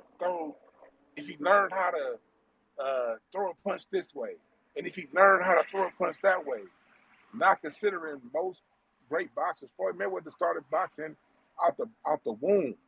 The reason why Floyd Mayweather's never thrown a bad punch is because Floyd Mayweather's punches were perfected by the time he was 8 years old. So most boxers started at a very young age. This nigga was driving a beer truck at 19 years old and had a daughter with a debilitating disease. And he had to change the course of his life and became a damn bronze Olympian 2 years later. And instead of looking at the archetype of the man and the progress of the man and what he's done and how he's put the reason why the media doesn't talk so positively about him is because he doesn't buck his eyes. He looks the media directly in their eye when they're being racist and calls them out for being racist. You know what I mean? And when he fought, he had the highest connect percentage. If you have the highest connect percentage in boxing history, then you're doing something right. It's like those of us who watch basketball. Reggie Miller had the ugliest jump shot of all goddamn time. But having the ugly jumper didn't stop him from retiring the greatest three-point shooter in NBA history with the ugliest shot. Reggie Miller, when I used to be a shooting coach, you wouldn't coach nothing about Reggie Miller's shot. His knees buckled in, his hands were too close together, one hand went in, one hand went out. You wouldn't coach nothing about Reggie Miller's shot, but it still ended up being the all-time greatest three-point shooting shot at the time of his retirement.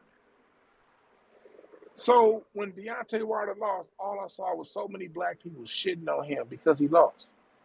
Instead of understanding the story of the man and thanking him for what he did do, and knowing that, hey, everybody's not going to be a perfect fighter. Sometimes the fighters are going to lose. Hell, Muhammad Ali lost the biggest fight of his life. That first fight against Joe Frazier was Muhammad Ali's biggest fight of his life. And the greatest fighter of all time lost that fight. So instead of us as black people being understanding, and when we do have a black man, we always talk about we want these black athletes in our corner. And then when we finally do get a black athlete in our corner, we shit on him the minute he stumble and fall.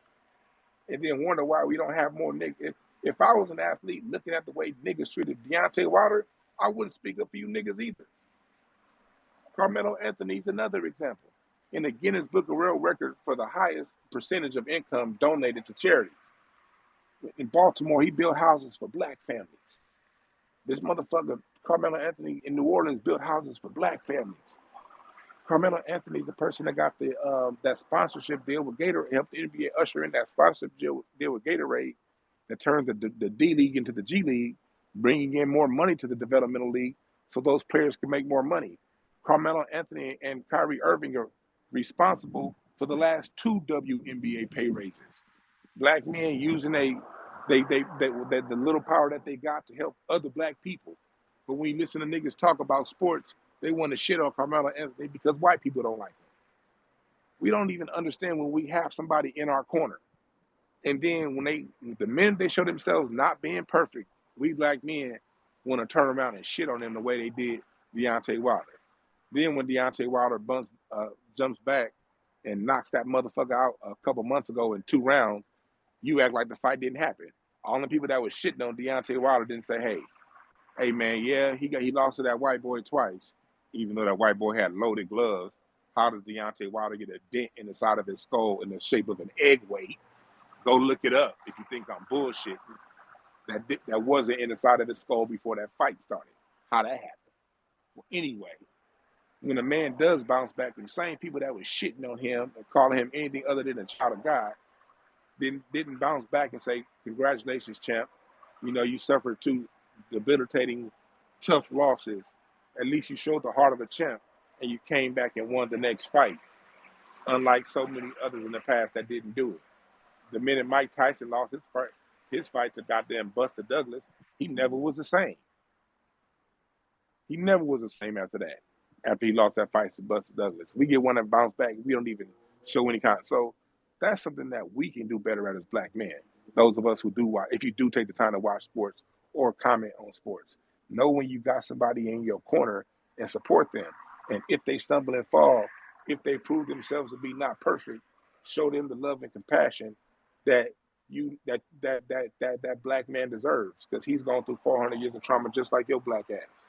So how about having some love and respect and some compassion on other black men who show themselves to be down for black people who stumble and fall? That's what we can do better. And that's what we can do better as far as eliminating the enemy within. Did somebody want to speak? Put your hand up if you want to say something. What's up, Hood News? You the one who delivered that bad news to me last night about the Lakers losing. I had to go back and watch because of your tweet, your text. Jesse, Ray Black Shark. I got a question for you, brother. I wonder what he's gonna do once he starts to see more of the responses from people, because like speaking of LeBron, when I say I wonder what he's gonna do, because see, like one of the things I think we're gonna have to also get better at too, these different people that come around us looking for our support when they go off cold like that, we're going to have to let them know that, nah, you can't just say that and then come out and apologize later. You're going to have to address that and come to the people to make that right. Because, like, it's been too many times for me with him. And then, like you say, the other point I wanted to speak to, too, you were talking about earlier. Hey, before you get to that point, can you hold that thought? Yes, sir. I gotta say what I gotta say. This came to my mind. And yes, sir. Remember your point. This okay. Is what he gotta do. I'm glad you said that, dog. I'd have been pissed off if we didn't address this and we were in this conversation. Yes, that's the next level we need to get to as a people. Okay, because if we're gonna enforce it on other people, we gotta enforce it on our own. Because Jews do this to other Jews. You break code with Jews, you better break some motherfucking bread. I don't care if you are a Jew. Yeah, we both got small hats covering our bald spots, but you said something that offended me. Break some bread. So, no, we do have to get to the point to where when it comes to somebody like LeBron James, when he said what he said, okay, you said that. Okay, now what black cause are you going to donate to? Not black and brown, not people of color, not minority, not some weird-ass school. Jalen Rose got a school, too, that's been graduating kids and sending them off to college at 100% clip. You know what I mean?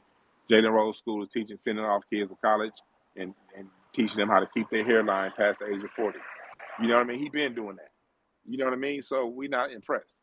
We need to get to the point to where we demand of these people to donate to black causes. You got the Tariq's Melanoid 300 Foundation. You got Dr. Claude Anderson's Harvest Institute. We got these different institutions. We got black schools all around, black homeschools. I'm glad you said that, Great Black Shark, because that's probably something that I'm going to start adding to my tweets when I address these people. Okay, what are you going to do to make it right? What black organization can you, or these are black organizations that you can donate to if you really mean what you say, or if you really fuck with us, LeBron, or any black person that offends us. We got to get to the point to where, because the minute a Jew offend them, they offend the Jew or any other group, a Latino or LGBTQ, they donate right. If they call somebody with a dick a woman, you know what I mean, a man, but because he wouldn't be called a woman, they got to donate $500,000 to the LGBTQ, trick cereal organizations. So we got to get to the point to where we demand these motherfuckers donate to our organizations too. But go ahead, what you was gonna say? Absolutely, man. Because see, if we don't do that, that sets a standard that, okay, hey, you just do anything and say anything you want to black people, even if you're amongst them. And we need to set that standard, like you were just speaking on, for the upcoming generation to know, hey, nah, this is a line that you don't cross. And if you do that, you're gonna have to make restitution to your people in order to get our respect and our support. Because let's be clear, no matter which one of them is, I don't care if it's an athlete, entertainer, whatever the case may be, we set the trends in this country. Everything that's hot come through us. And I think a lot of times we don't really recognize that value. And like you were saying before, he definitely moves just like Jay-Z, man, because we all saw how Jay-Z he don't care nothing about stealing from anybody as long as it benefits him. I know we all know the story of how he stole the song 99 Problems from Ice-T, if you really want to look at that history up. I know you know all about that, brother. But see, when it comes to like this issue where they just come out here, go off cold, it's time for us to really start addressing them. Like, no, that's not good enough. You say a few words, because see, like the thing about it is, if we come at them enough and they see that we turn our backs on them, they'll respond to it. I get it. A lot of people say they're beholden to these corporations, but see, they know that without the support of their people, they see what happened to them. We've seen many examples of what happens when somebody goes out there and they do something that the dominant society doesn't like, and we don't support them. They're on their own. So I think it's time for us to really enforce that as a standard, because that's the only way things are going to change. And I would like to bring this up too. I know it's slightly off topic, but I know you're familiar with the situation that happened with our brother Ed Reed. Okay, so I'm looking at that situation, man, and I feel where he's coming from, and it goes in line with us setting these consequences. What I would love to see is all of the young black students that are attending HBCUs call for one thing that I feel would address a lot of their problem. There needs to be a nationwide forensic audit of these HBCUs, and that will get to the bottom of who's stealing all this damn money. Because, see, that's a despicable thing.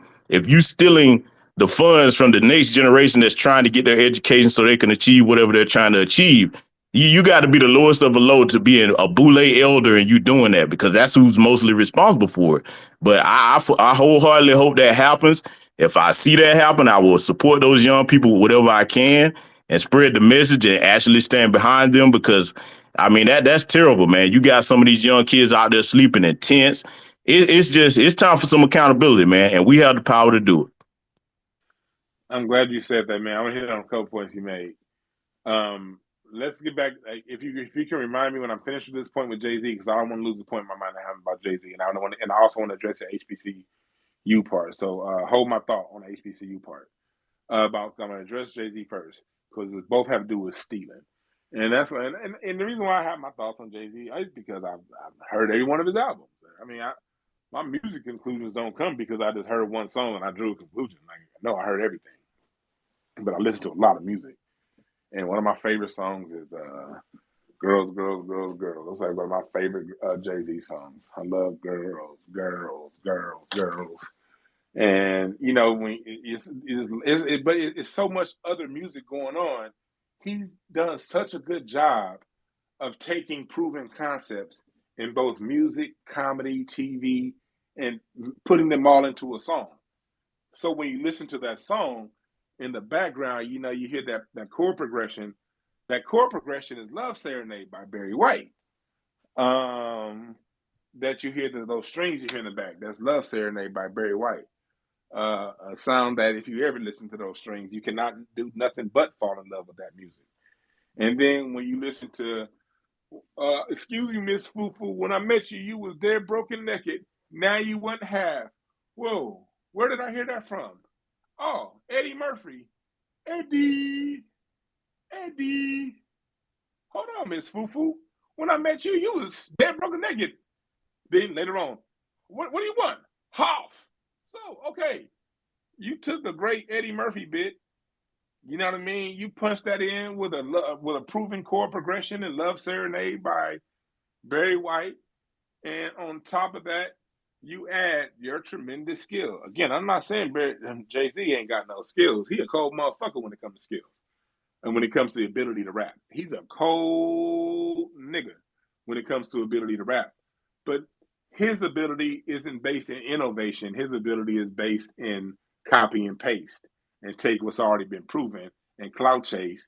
And because in music, most every now and again you get a Prince, you get a Michael Jackson, you get a Stevie Wonder, or you get somebody that can be hot in multiple decades. Most 95% of artists are going to have a 3 to 5 year run where they hot, and then it's on to the next sound. Usually about 3 years, and then it's on to the next sound. Well, Jay-Z's always possessed the ability to kind of, an ability to sort of see where the sound is going and to jump on that. He'll see who's hot, and he'll see what the young folks are listening to, the next generation down 3 years behind, because again, every 3 years is a new music generation. Every 3 years, it's a new generation of people coming into consciousness of music. You kind of liked music and listened to it when you were 7, but by the time you were 12, that's when we started making decisions on what music you buy. It all becomes a point in our human development to when we become conscious of music and we start pursuing it and finding out what our interest is, and we start listening to more than what our parents told us to listen to, and we start to develop our own musical taste. That usually happens around the time of puberty. So that's the reason why music's always evolving, and every 3 years there tends to be a new sound. Lil Jon had his run, Teddy Riley had his run. You know what I mean? Jay-Z's always possessed the ability to see, okay, the next run coming and position himself with those acts. And that's how Jay-Z's been able to stay around as long as he's been around. The reason why I've never really taken Jay-Z serious is because it's the same reason why I always kind of like never called Michael Jordan the greatest. Nigga, you was around when the OGs was here, but you wasn't doing nothing, homie. Jay-Z, you was around when Tupac was here. You was around when Biggie was here, and Nas show got his imprint during that generation, during that time when Outkast was doing their thing, and you still had, Snoop and everybody. It was a lot of artists that was around that was relevant. You weren't relevant when the OGs was here. Hell, you was only halfway relevant when DMX was on top. Yo shine came when you was damn near 50 years old, when all the OGs either got killed off or their record contracts got fucked up, and then they started bringing in this new fuckboy era of music called this whole Ja Rule bullshit ass sound. You dominated that weak ass era with proven concepts. So it's called mumble rap. That's now, but shit, I don't mumble rap. Look, I'm just gonna say it. Music of the 2000s wasn't that much better than music now. That whole Ja Rule era, that shit was trash. Now you may like it, but when it comes to music value, music quality, that Ja Rule shit was trash. Nigga, that the Saint Lunatics, and no disrespect to people from St. Louis, Nelly was cool, but a lot of that shit was trash. Musically, music value. Now they made it work. It's a good beat. Most dance music of the 2000s, most party jams is trash ass music that got a good feel to it because the 808 is kicking. But if it weren't for that 808, you wouldn't listen to a goddamn thing that song is saying. And Jay-Z came in and dominated that era. But they push him to the top because they need, Professor Black Truth talks about this, and they need a Judas GOAT. Jay-Z and LeBron, those are your Judas GOATs. And I refer to Professor Black Truth and his breakdowns of that. And I refer you to his channel for further breakdown of what a Judas GOAT is. But that's what LeBron James is. It's all a lie. That's what Jay-Z is. It's all a lie. And they're put out there to sway how we get down as black people. And to go into the Ed Reed situation, they over here mad at Ed Reed because he's developing a standard. Look, black people with standards, we coming back. We've always been here, but we've been quiet for a long goddamn time, letting these degenerates run the household. We've been letting the degenerates speak up for far too long.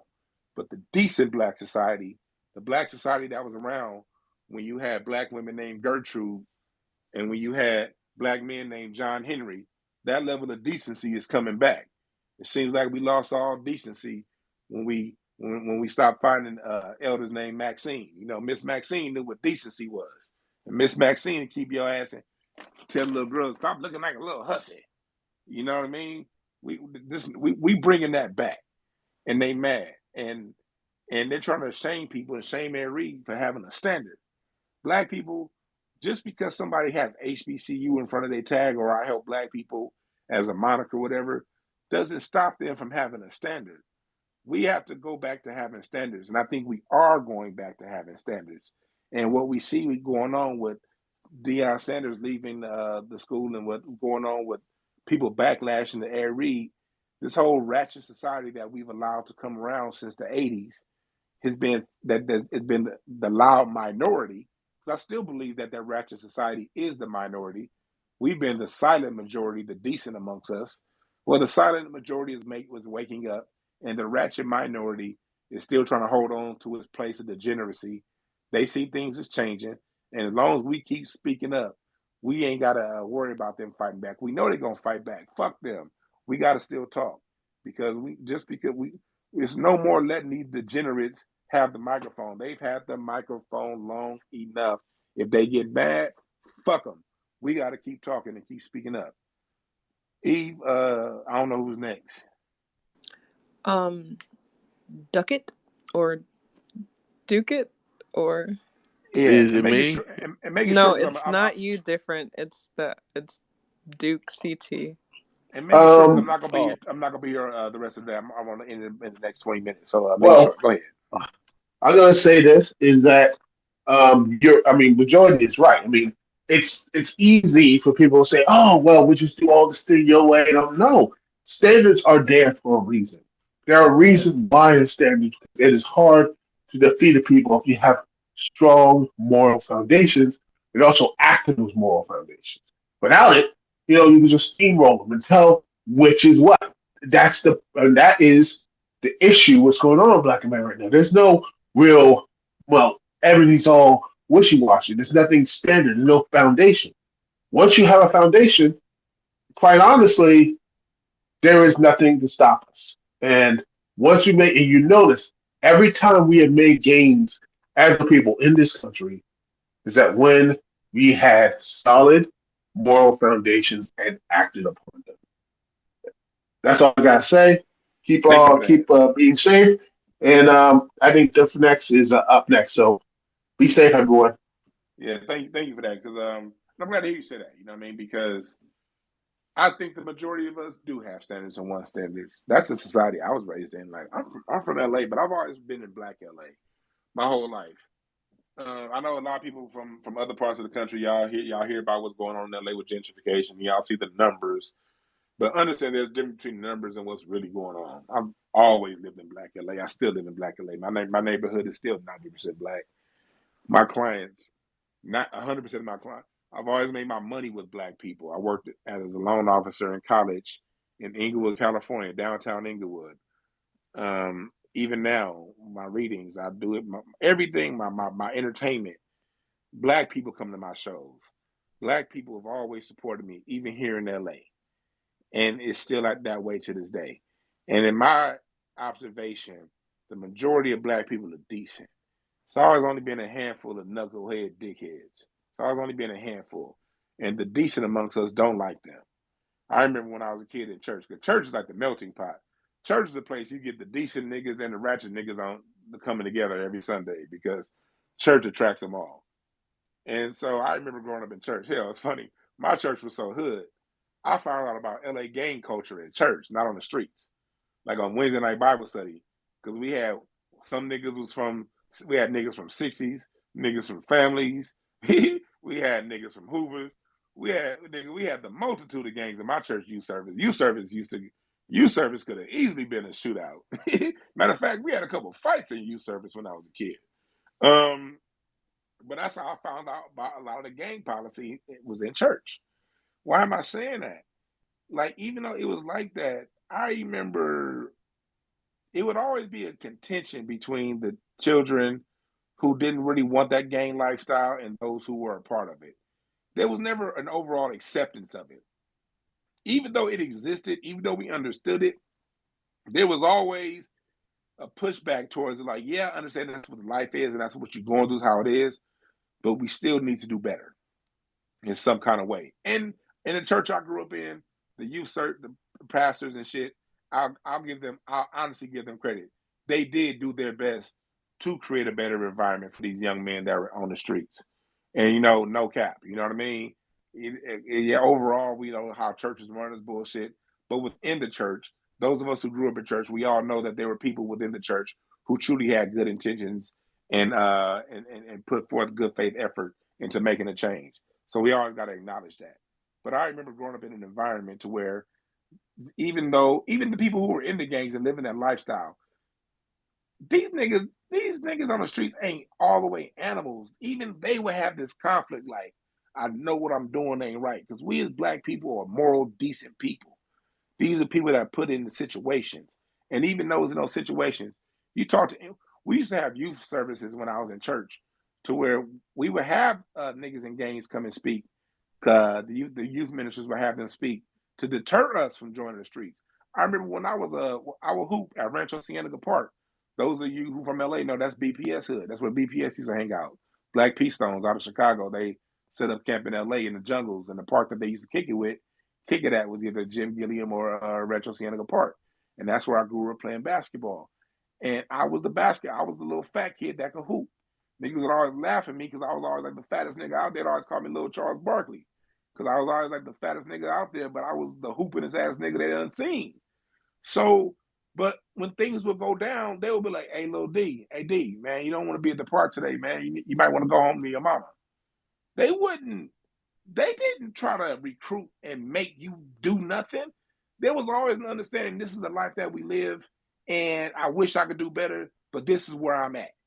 So we as black people, that lets us know, even when our Bubby Johnson protected Malcolm X, you see that in The Godfather of Harlem. Suge Knight at least give out, with Suge Knight, we all hear his reputation, what he did on the streets, but Suge Knight was also somebody who had a very strong reputation of giving, and a lot of people who had a lot of great stories about him doing great things for them. And I have a story that Suge Knight did for one of my family members that I'm going to release pretty soon. It just ain't time to talk about that right now.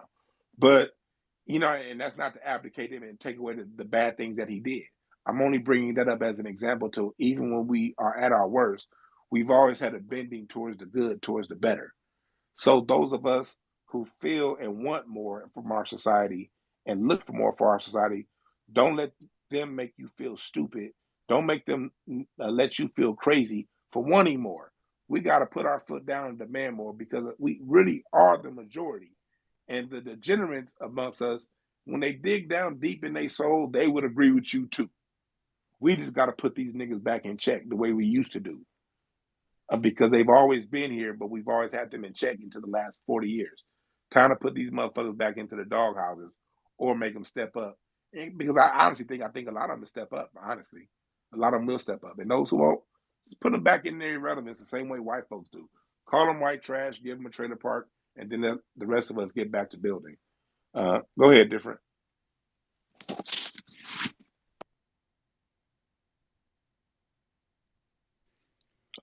Yeah. Well, hey, what's up? It's only two questions I got. It's my first one I got. It kind of has something to do with the conversation, but I know that, but I know that you'll know about it. Do black people have something to do with low riding, or is that just Mexican No, culture that's straight up ours. and My down? dad used to low ride in the 70s. And think about it. The anthem to the song Lowrider was created by who? A band called War. Us. War was based in Compton. This is before today's Compton. Today's Compton is like 80% Mexican. Back then it was black, all black. LA is extremely segregated. It was more segregated back then than it is now. My dad used to go to because War lived around the corner from my cousin Stanley. So my dad would go visit my cousin Stanley as kids. They would go kick in the garage with them cats from War back in the late 60s before they got their record deal. Mm. And then when they would be practicing, War was a black band singing about the culture that they saw on Alameda Boulevard, the culture they saw on Wilmington, Alondra, and That's what they were singing about. They were singing about their immediate environment. Yes, Mexicans did have lowriders, but the Mexicans back then were only in East LA. And black people have never, never, not then, not now, gone to East LA. Matter of fact, I was in East LA a few months ago. If y'all know Teddy Ray, rest in peace, Teddy Ray, the comedian. They had his memorial, like the comedians put together our own memorial for Teddy Ray, and that was that little venue over in East LA. And when I got off the freeway, I was thinking, I've been in LA all my 41 years. This is my first time ever on this motherfucking street. And ever even on here. Like, why the fuck am I in East LA? Black people don't go to East LA now. We definitely didn't go to East LA back then. My dad grew up in a whole environment, South Central LA, Slauson and Main Street, my cousin Stanley in Compton, Alondra in Wilmington, and them niggas never saw Mexicans. And they had a whole car culture amongst themselves. Yeah, I heard of East LA. I heard of East LA because I think Will I Am from Black Eyed Peas. He grew up there, and he said he dealt with a lot of racism with the Mexicans Because Will out I there Am, in East LA. Will I Am went to high school with my brother and my sister. He Oh, he that's caught what's the up. bus. Like he did live down there. He used because they went to Palisades High, and Palisades is up off the coast. You got to actually go down PCH to get to school every morning. And I remember my sister and my brother would come on saying they'd be seeing dolphins flipping the ocean on the way to school, shit like that. But Palisades is also about 2 miles away from Palisades High was a former Nazi camp that was open during World War II that is still up there Dang. that the Nazis were training at during World War II. And that camp is still up there. And if you walk your black ass up there, you will get met with some guards. So that Palisades is also full of Nazi ass white folks. But we went to high school, my sister and my brother. That's weird that the Nazis was in LA like that. Because they said they also started Operation Hollywood. Paperclip. They The people don't understand how much defense industries in LA, Raytheon, Northrop Grumman, aerospace, all that stuff is based. A lot of that stuff has major bases here in LA. So Operation Paperclip, it's a lot of NASA. JPL is down here. A lot of NASA's down here. So with NASA's Nazi, and all the Operation Paperclip Germans with Nazis that had scientific minds. A lot of them took up in Orange County, Laguna Beach, Irvine, in LA County, the Palisades area, and in Santa Barbara County, up in Santa Barbara and Ventura. So a lot of them areas that you hear about getting burned down, and a lot of the mudslide areas, most of those is where the Nazis is. I'm telling you, like, it's funny how that worked, right? That's that whole Montecito, yeah, that's crazy. all that shit that got burned down sliding. That's all former Naziville. But what's your next question? It's like, all right, it's my next question, but plus, it's the main reason why it's that lowrider thing. Like the main reason why that came up because I spoke to this old Mexican dude, and he told me the word lowrider came from blacks because they used to call it something else. They didn't call it lowriding. They called it something else, but he said that it's the blacks was the ones that called it that, and I didn't know that. And been lowriding since like the '60s. He said. My dad He was one said of the. it haven't started in the '90s. Like we've been doing it for a while. We was the first one outside of the Mexican Americans that was low riding. So I didn't know that. My dad was a low rider. He always talks about. If y'all listen to one of Tariq's recent broadcasts, he was talking about Al Heyman and Al Heyman's Budweiser Fest. All my dad's stories. I remember I asked my dad, I was like, Pops, did you go to Budweiser Fest? He was like, yeah, we went, but I was like, but he's like, we went, but we didn't go. I was like, what you mean? He was like, we was up there, but shit, we was not low riders. We wasn't about to go up in that stadium and get our shit jacked.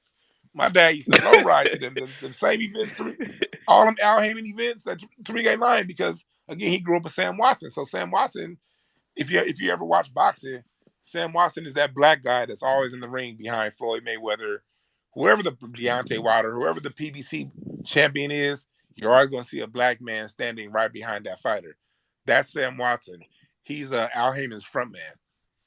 And that's one of my dad's childhood friends. And my dad used to always talk about like going to parties at Jim Brown's house and taking the lowriders up there, you know what I mean? But or carpooling in somebody else's car because they didn't want to take the lowriders to Jim Brown's house because somebody was stealing. And so Man, that that's whole crazy. see the lowriding culture when I was a child was on Crenshaw, and I see that scene in Boys in the Hood when Ferris shot up in the sky after he bumped Morris Chestnut and was like, "What you looking at, nigga? I don't know, figure." That was the worst fucking comeback in music and movie history. Whoever wrote that goddamn line should never write a goddamn movie. That was the worst comeback ever. But that's really how But it was iconic though. but what figure you could have wrote, man? You could have hired somebody to write a better line than that, figure. Come on Facts. now. Facts. Anyway, that's the neighborhood I grew up in, and that's how Crenshaw used to actually look on Sunday night. My dad, Man, I know it was turned. yeah, I would be coming home. I'll always be at my grandparents' house on Sunday, and then my dad, we'd always have to cross Crenshaw and Rodeo, that same Wienerson, so we'd always have to cross that intersection to get home. And on Sunday night, it'd be like them niggas would be out. Like, so that's how Crenshaw used to actually look with the low riders, accurate cars, everything. And I remember when I was a kid, my dad would always say sometimes the niggas be doing all kind of ignorant shit in the street, the light green, but they blocking the intersection, doing some bullshit, and I be mad trying to get home because I want to watch wrestling. And if these niggas don't get the fuck out the way, I ain't gonna get to watch wrestling in time. So I be mad as fuck. My dad would be like, I just remember as a child, my dad would be like, yeah, some bullshit, but when I was their age, we was doing the same thing over on Broadway. And so like my dad would always have a certain level of patience because he would always say we was doing we would do the same thing. So yeah, that's what these young kids do. But my dad would be like, yeah, back in 71, 73, we'd have been doing the same shit. So that something that what I saw then was, okay, what I'm seeing right now is culture that's passed down. Mind you, I grew up in LA. I didn't really start seeing Mexicans until after the riots. It was like when the riots hit, it was like, where these motherfuckers come from? Before the riots, because I remember when the riots hit, you only saw black people out there the first day and a half. The last 3 days was nothing but Mexicans going around stealing Chipotles and shit like that. Where the fuck they buy ponchos and shit.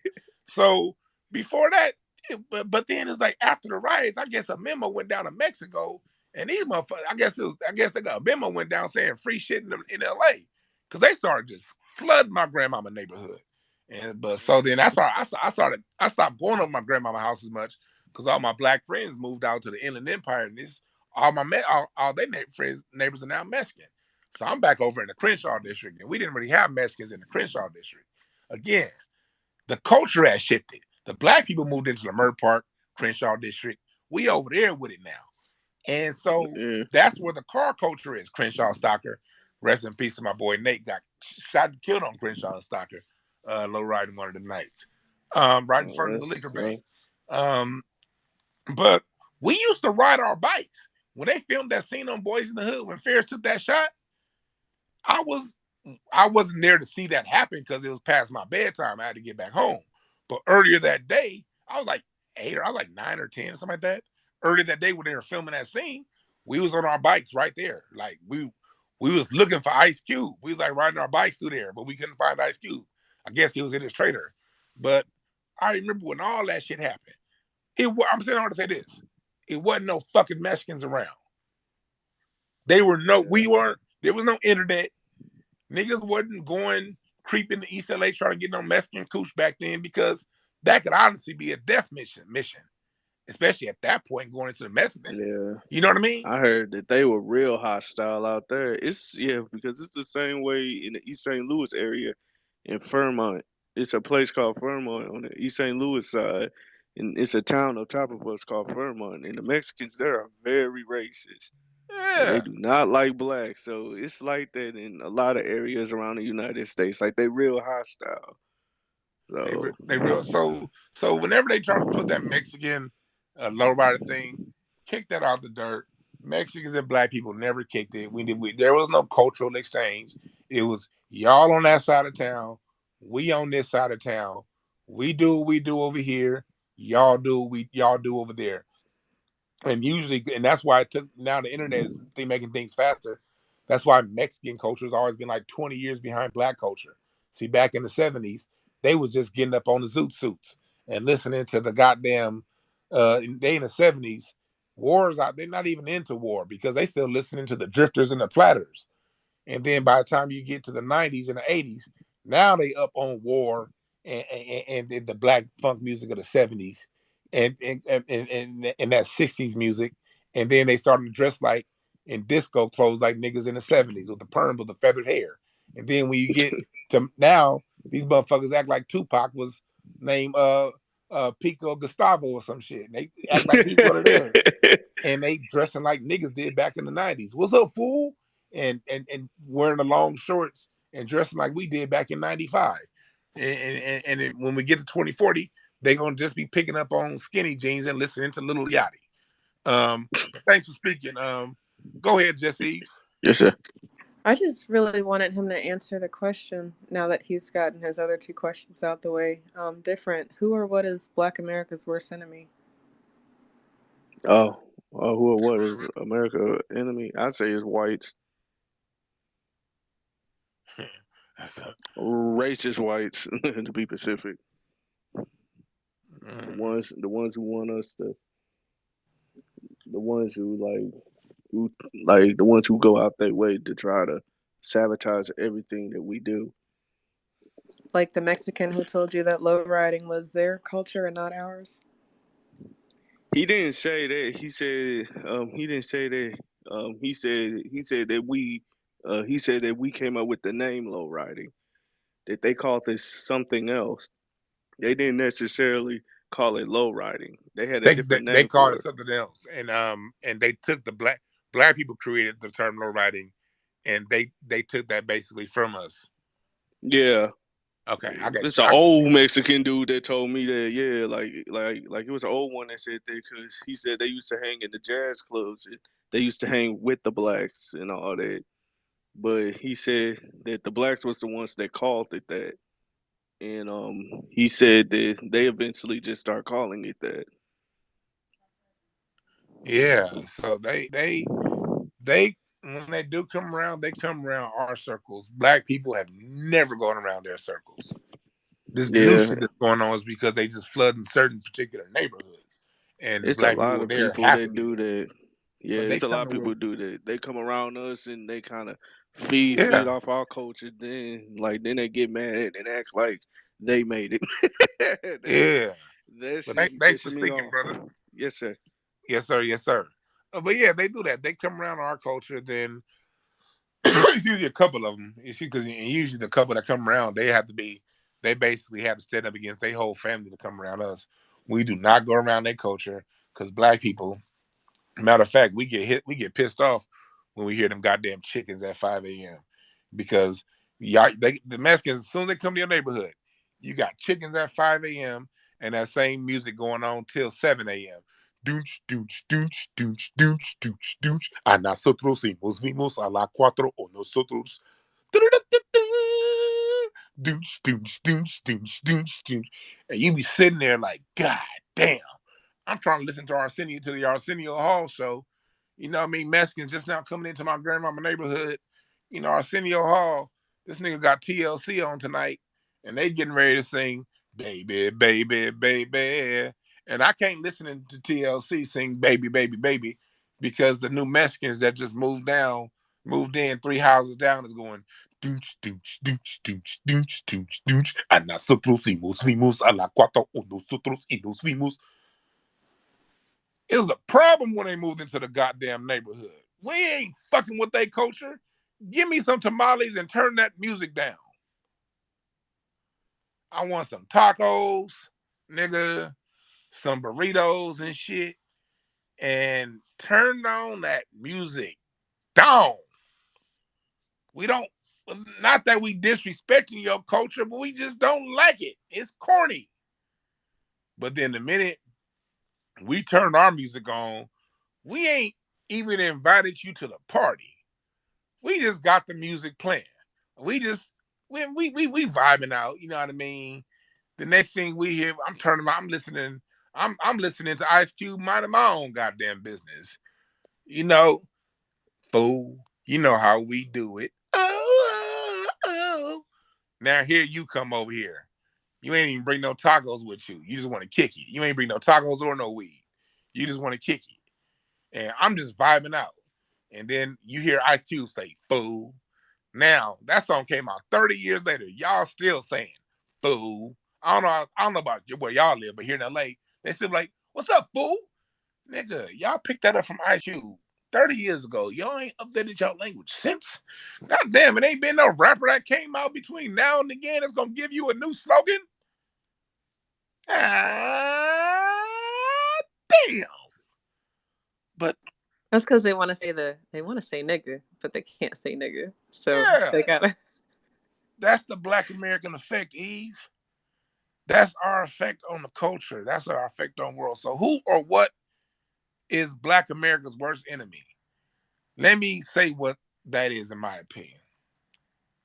Black America's worst enemy is our negative perception of self, our lack of knowledge of self, and our lack of self-worth.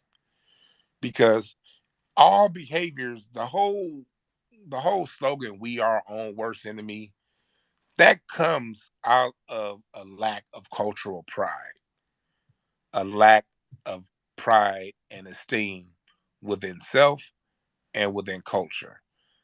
How we view ourselves is how we interact with the world around us.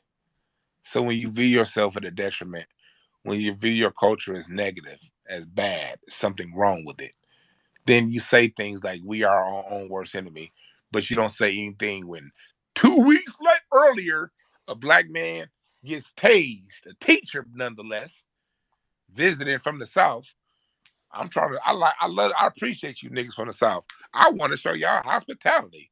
But no, we couldn't show y'all hospitality. The LAPD had to tase you motherfucker to death because he having an episode. Did LeBron use his platform to say anything about that? Who was that man's worst enemy? You know what I mean? And when he says things like we scared after Jacob Blake, what does that mean? You can only be scared if you don't know who you are. You 6'8", run faster than the wind, jump higher than God, and you scared. That means you don't know who you are. So the enemy to us is lack of knowledge of self, lack of self-esteem, lack of cultural pride, lack of that. Because that right there turns us into these perpetual slaves. As much shit as I talk about LeBron James, at the end of the day, that man's worth trillions of dollars because he's generated trillions of dollars over the last 20 years, over the last 25 years, because he's been generating money for them.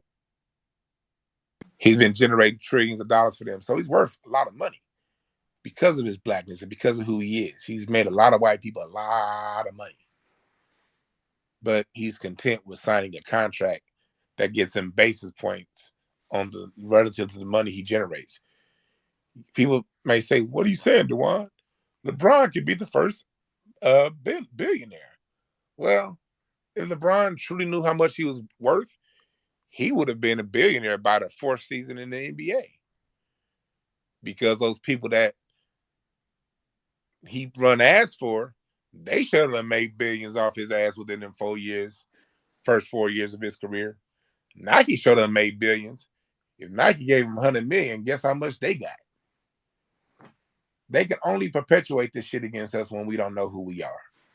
When we don't know who we are, we sign these deals that on the surface level, yes, you're saying, oh yeah, he's worth a lot of money. Yes, he is, and he got his money, and I'm glad he's getting his money. But when it comes to the work that he puts in for them, he should have 20 times that.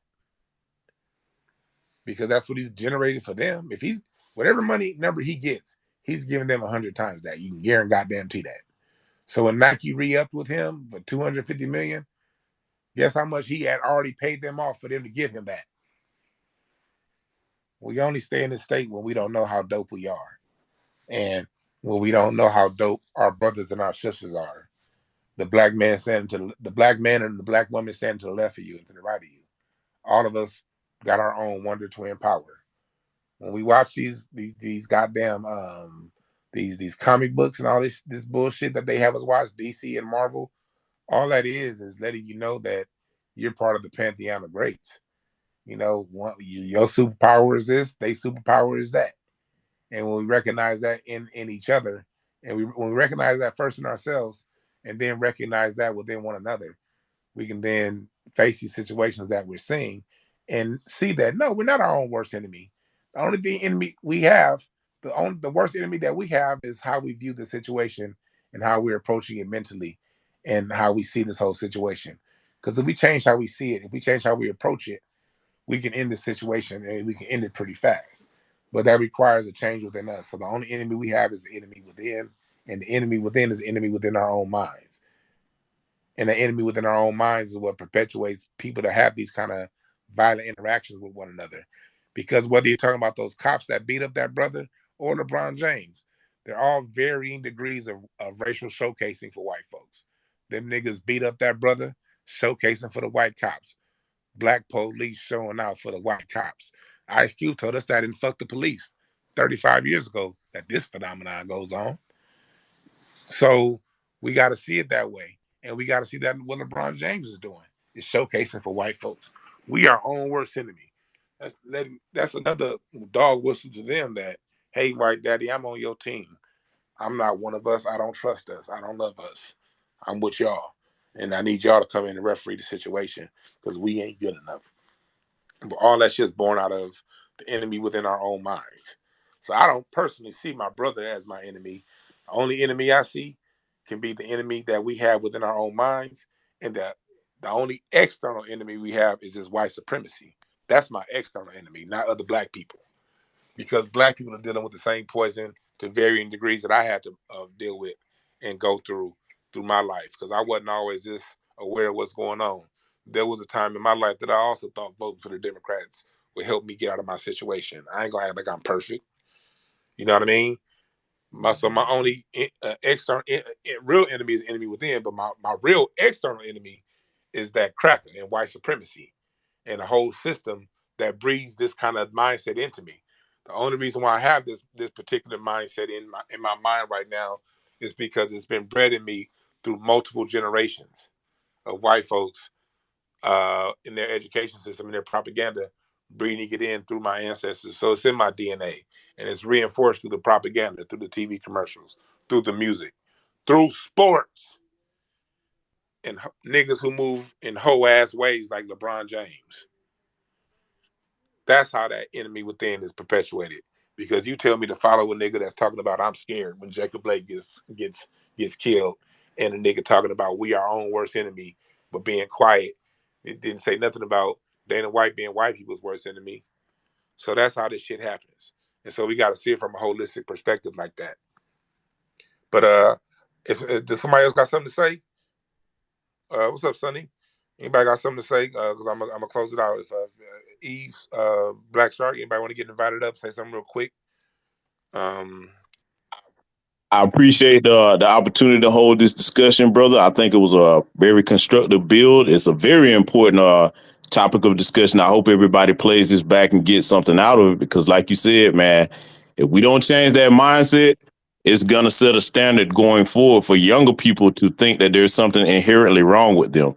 So I appreciate you for holding this space, my brother. Yes, sir. Eve. Yeah, final thoughts, just much respect for allowing the opportunity for people to come up and answer the question. I think it's very important for us to learn our elder master teachers, the ones who are here, the ones who are not here. I appreciate you shouting out Professor Black Truth and the New Black Media because I definitely get a lot of my current events from them. So it's nice to see when people can make connections between the platforms. And I did share that stuff and your channels and the Jumbotron. So you guys check out the Jumbotron. Dwann's information is up there. His website's up there. His YouTube's up there. Follow him on all the platforms, Dwann B, Hotepish. And yeah, a lack of focus, and lack of sense of self, that definitely can hurt our community. And I'm going to go hurt my dog because she won't be quiet. That dog sound like it will kill Shaq. That's a big ass dog. God damn, that dog sound like it could take down somebody in body armor. I'm not fucking with that dog. If you ever on Eve's side of town, don't go near. I'm not going within 6 miles of your house. That dog sound like his name is King. Y'all know how it is. Look, her name is Hush Puppy. Oh shit, it ain't listening. Goddamn it, it's not a puppy and it ain't hushing. That dog was 6 feet tall when it was a puppy. But yeah, so yeah, I appreciate that, Eve. And I want to send this out to Eve because Eve said something real dope in a room that you did a few weeks ago that I was in. I don't really be in Twitter Space rooms like that. I just but you said something real constructive when you ended your room. You were like, things can't go on forever. At some point, you got to end it, and keep it. So and so in that mode, I don't want to take all of you guys' time, because everybody got other things to do. But I want to do end it by saying this, that yeah, follow me on Caffeine, also at DwannB. I got some major announcements coming up with my platform change that whenever it's not inked yet, but it's about to be inked. But when I get inked, I'm gonna let y'all know, because on the other platform, I will be able to play the music. So when I talk about music shows like I do on YouTube, I'll be able to play the music along with it. I'll be able to play movie clips and music and TV clips and all kind of shit you can't do on YouTube. And they actually send out notifications. If y'all haven't ever seen my show on Caffeine, y'all see it's kind of on another level with the production. So we gonna get some more of that coming up pretty soon. But in the meantime, just know that they use this shit for propaganda, and our worst enemy is them, and our worst external enemy is them, but our biggest internal enemy is our lack of perception of who we really are, and because once we truly know who we really are, like a lot of us in this room, that's why people like Eve, as little as Eve is, have the courage of a lion, because it's not about the size, it's not about any of that. It's about what's in your heart, what's in your spirit. And as long as we got that strong heart and that strong spirit, we can defeat anything. And in the meantime, follow me and all that shit. And I appreciate y'all. And I will be putting this up on YouTube sometime later on tonight. And shouts out to New Black Media. I like listening to what these brothers got to say. You know what I mean? We don't always agree, and none of us should always agree with everything. I'm sure a lot of you guys, certain things that I do that you guys disagree with, and that's all cool. As long as we keep it respectful, and as long as I can disagree with you, but if you still offer me something in the big picture, I can still listen to you moving forward. I may not agree with you on this topic or that topic. Maybe certain shows that I might have to skip past and not listen to. I'm sure you niggas do the same shit with me on YouTube, and that's fine. As long as we keep that level of respect and we keep that level of love and forgiveness for our brothers, for one another. Let's love and forgive each other. And let's put all of our anger and all of our energy, our negative energy, and all of our lack of forgiveness towards the people who put us in this sorry ass situation. And when another black person slip up or say something we don't like what I was saying with Deontay Wilder, man, offer that brother some forgiveness. Offer some compassion. Open your heart space for other black people. Give them something that you want in return. Treat them like you say we family, but treat them like family. And people who ain't family, fuck them if they don't like you. If they like you, cool. But if they do something against you, no, I ain't got no forgiveness. Fuck you. Let's develop that fuck you we have for one another and put that shit on other people. And that love that we have for other people, let's give that to ourselves. All right. My name is DwannB. There are no perfect messengers, only perfect messages for those willing to pick up the game. Thank y'all for listening. We out.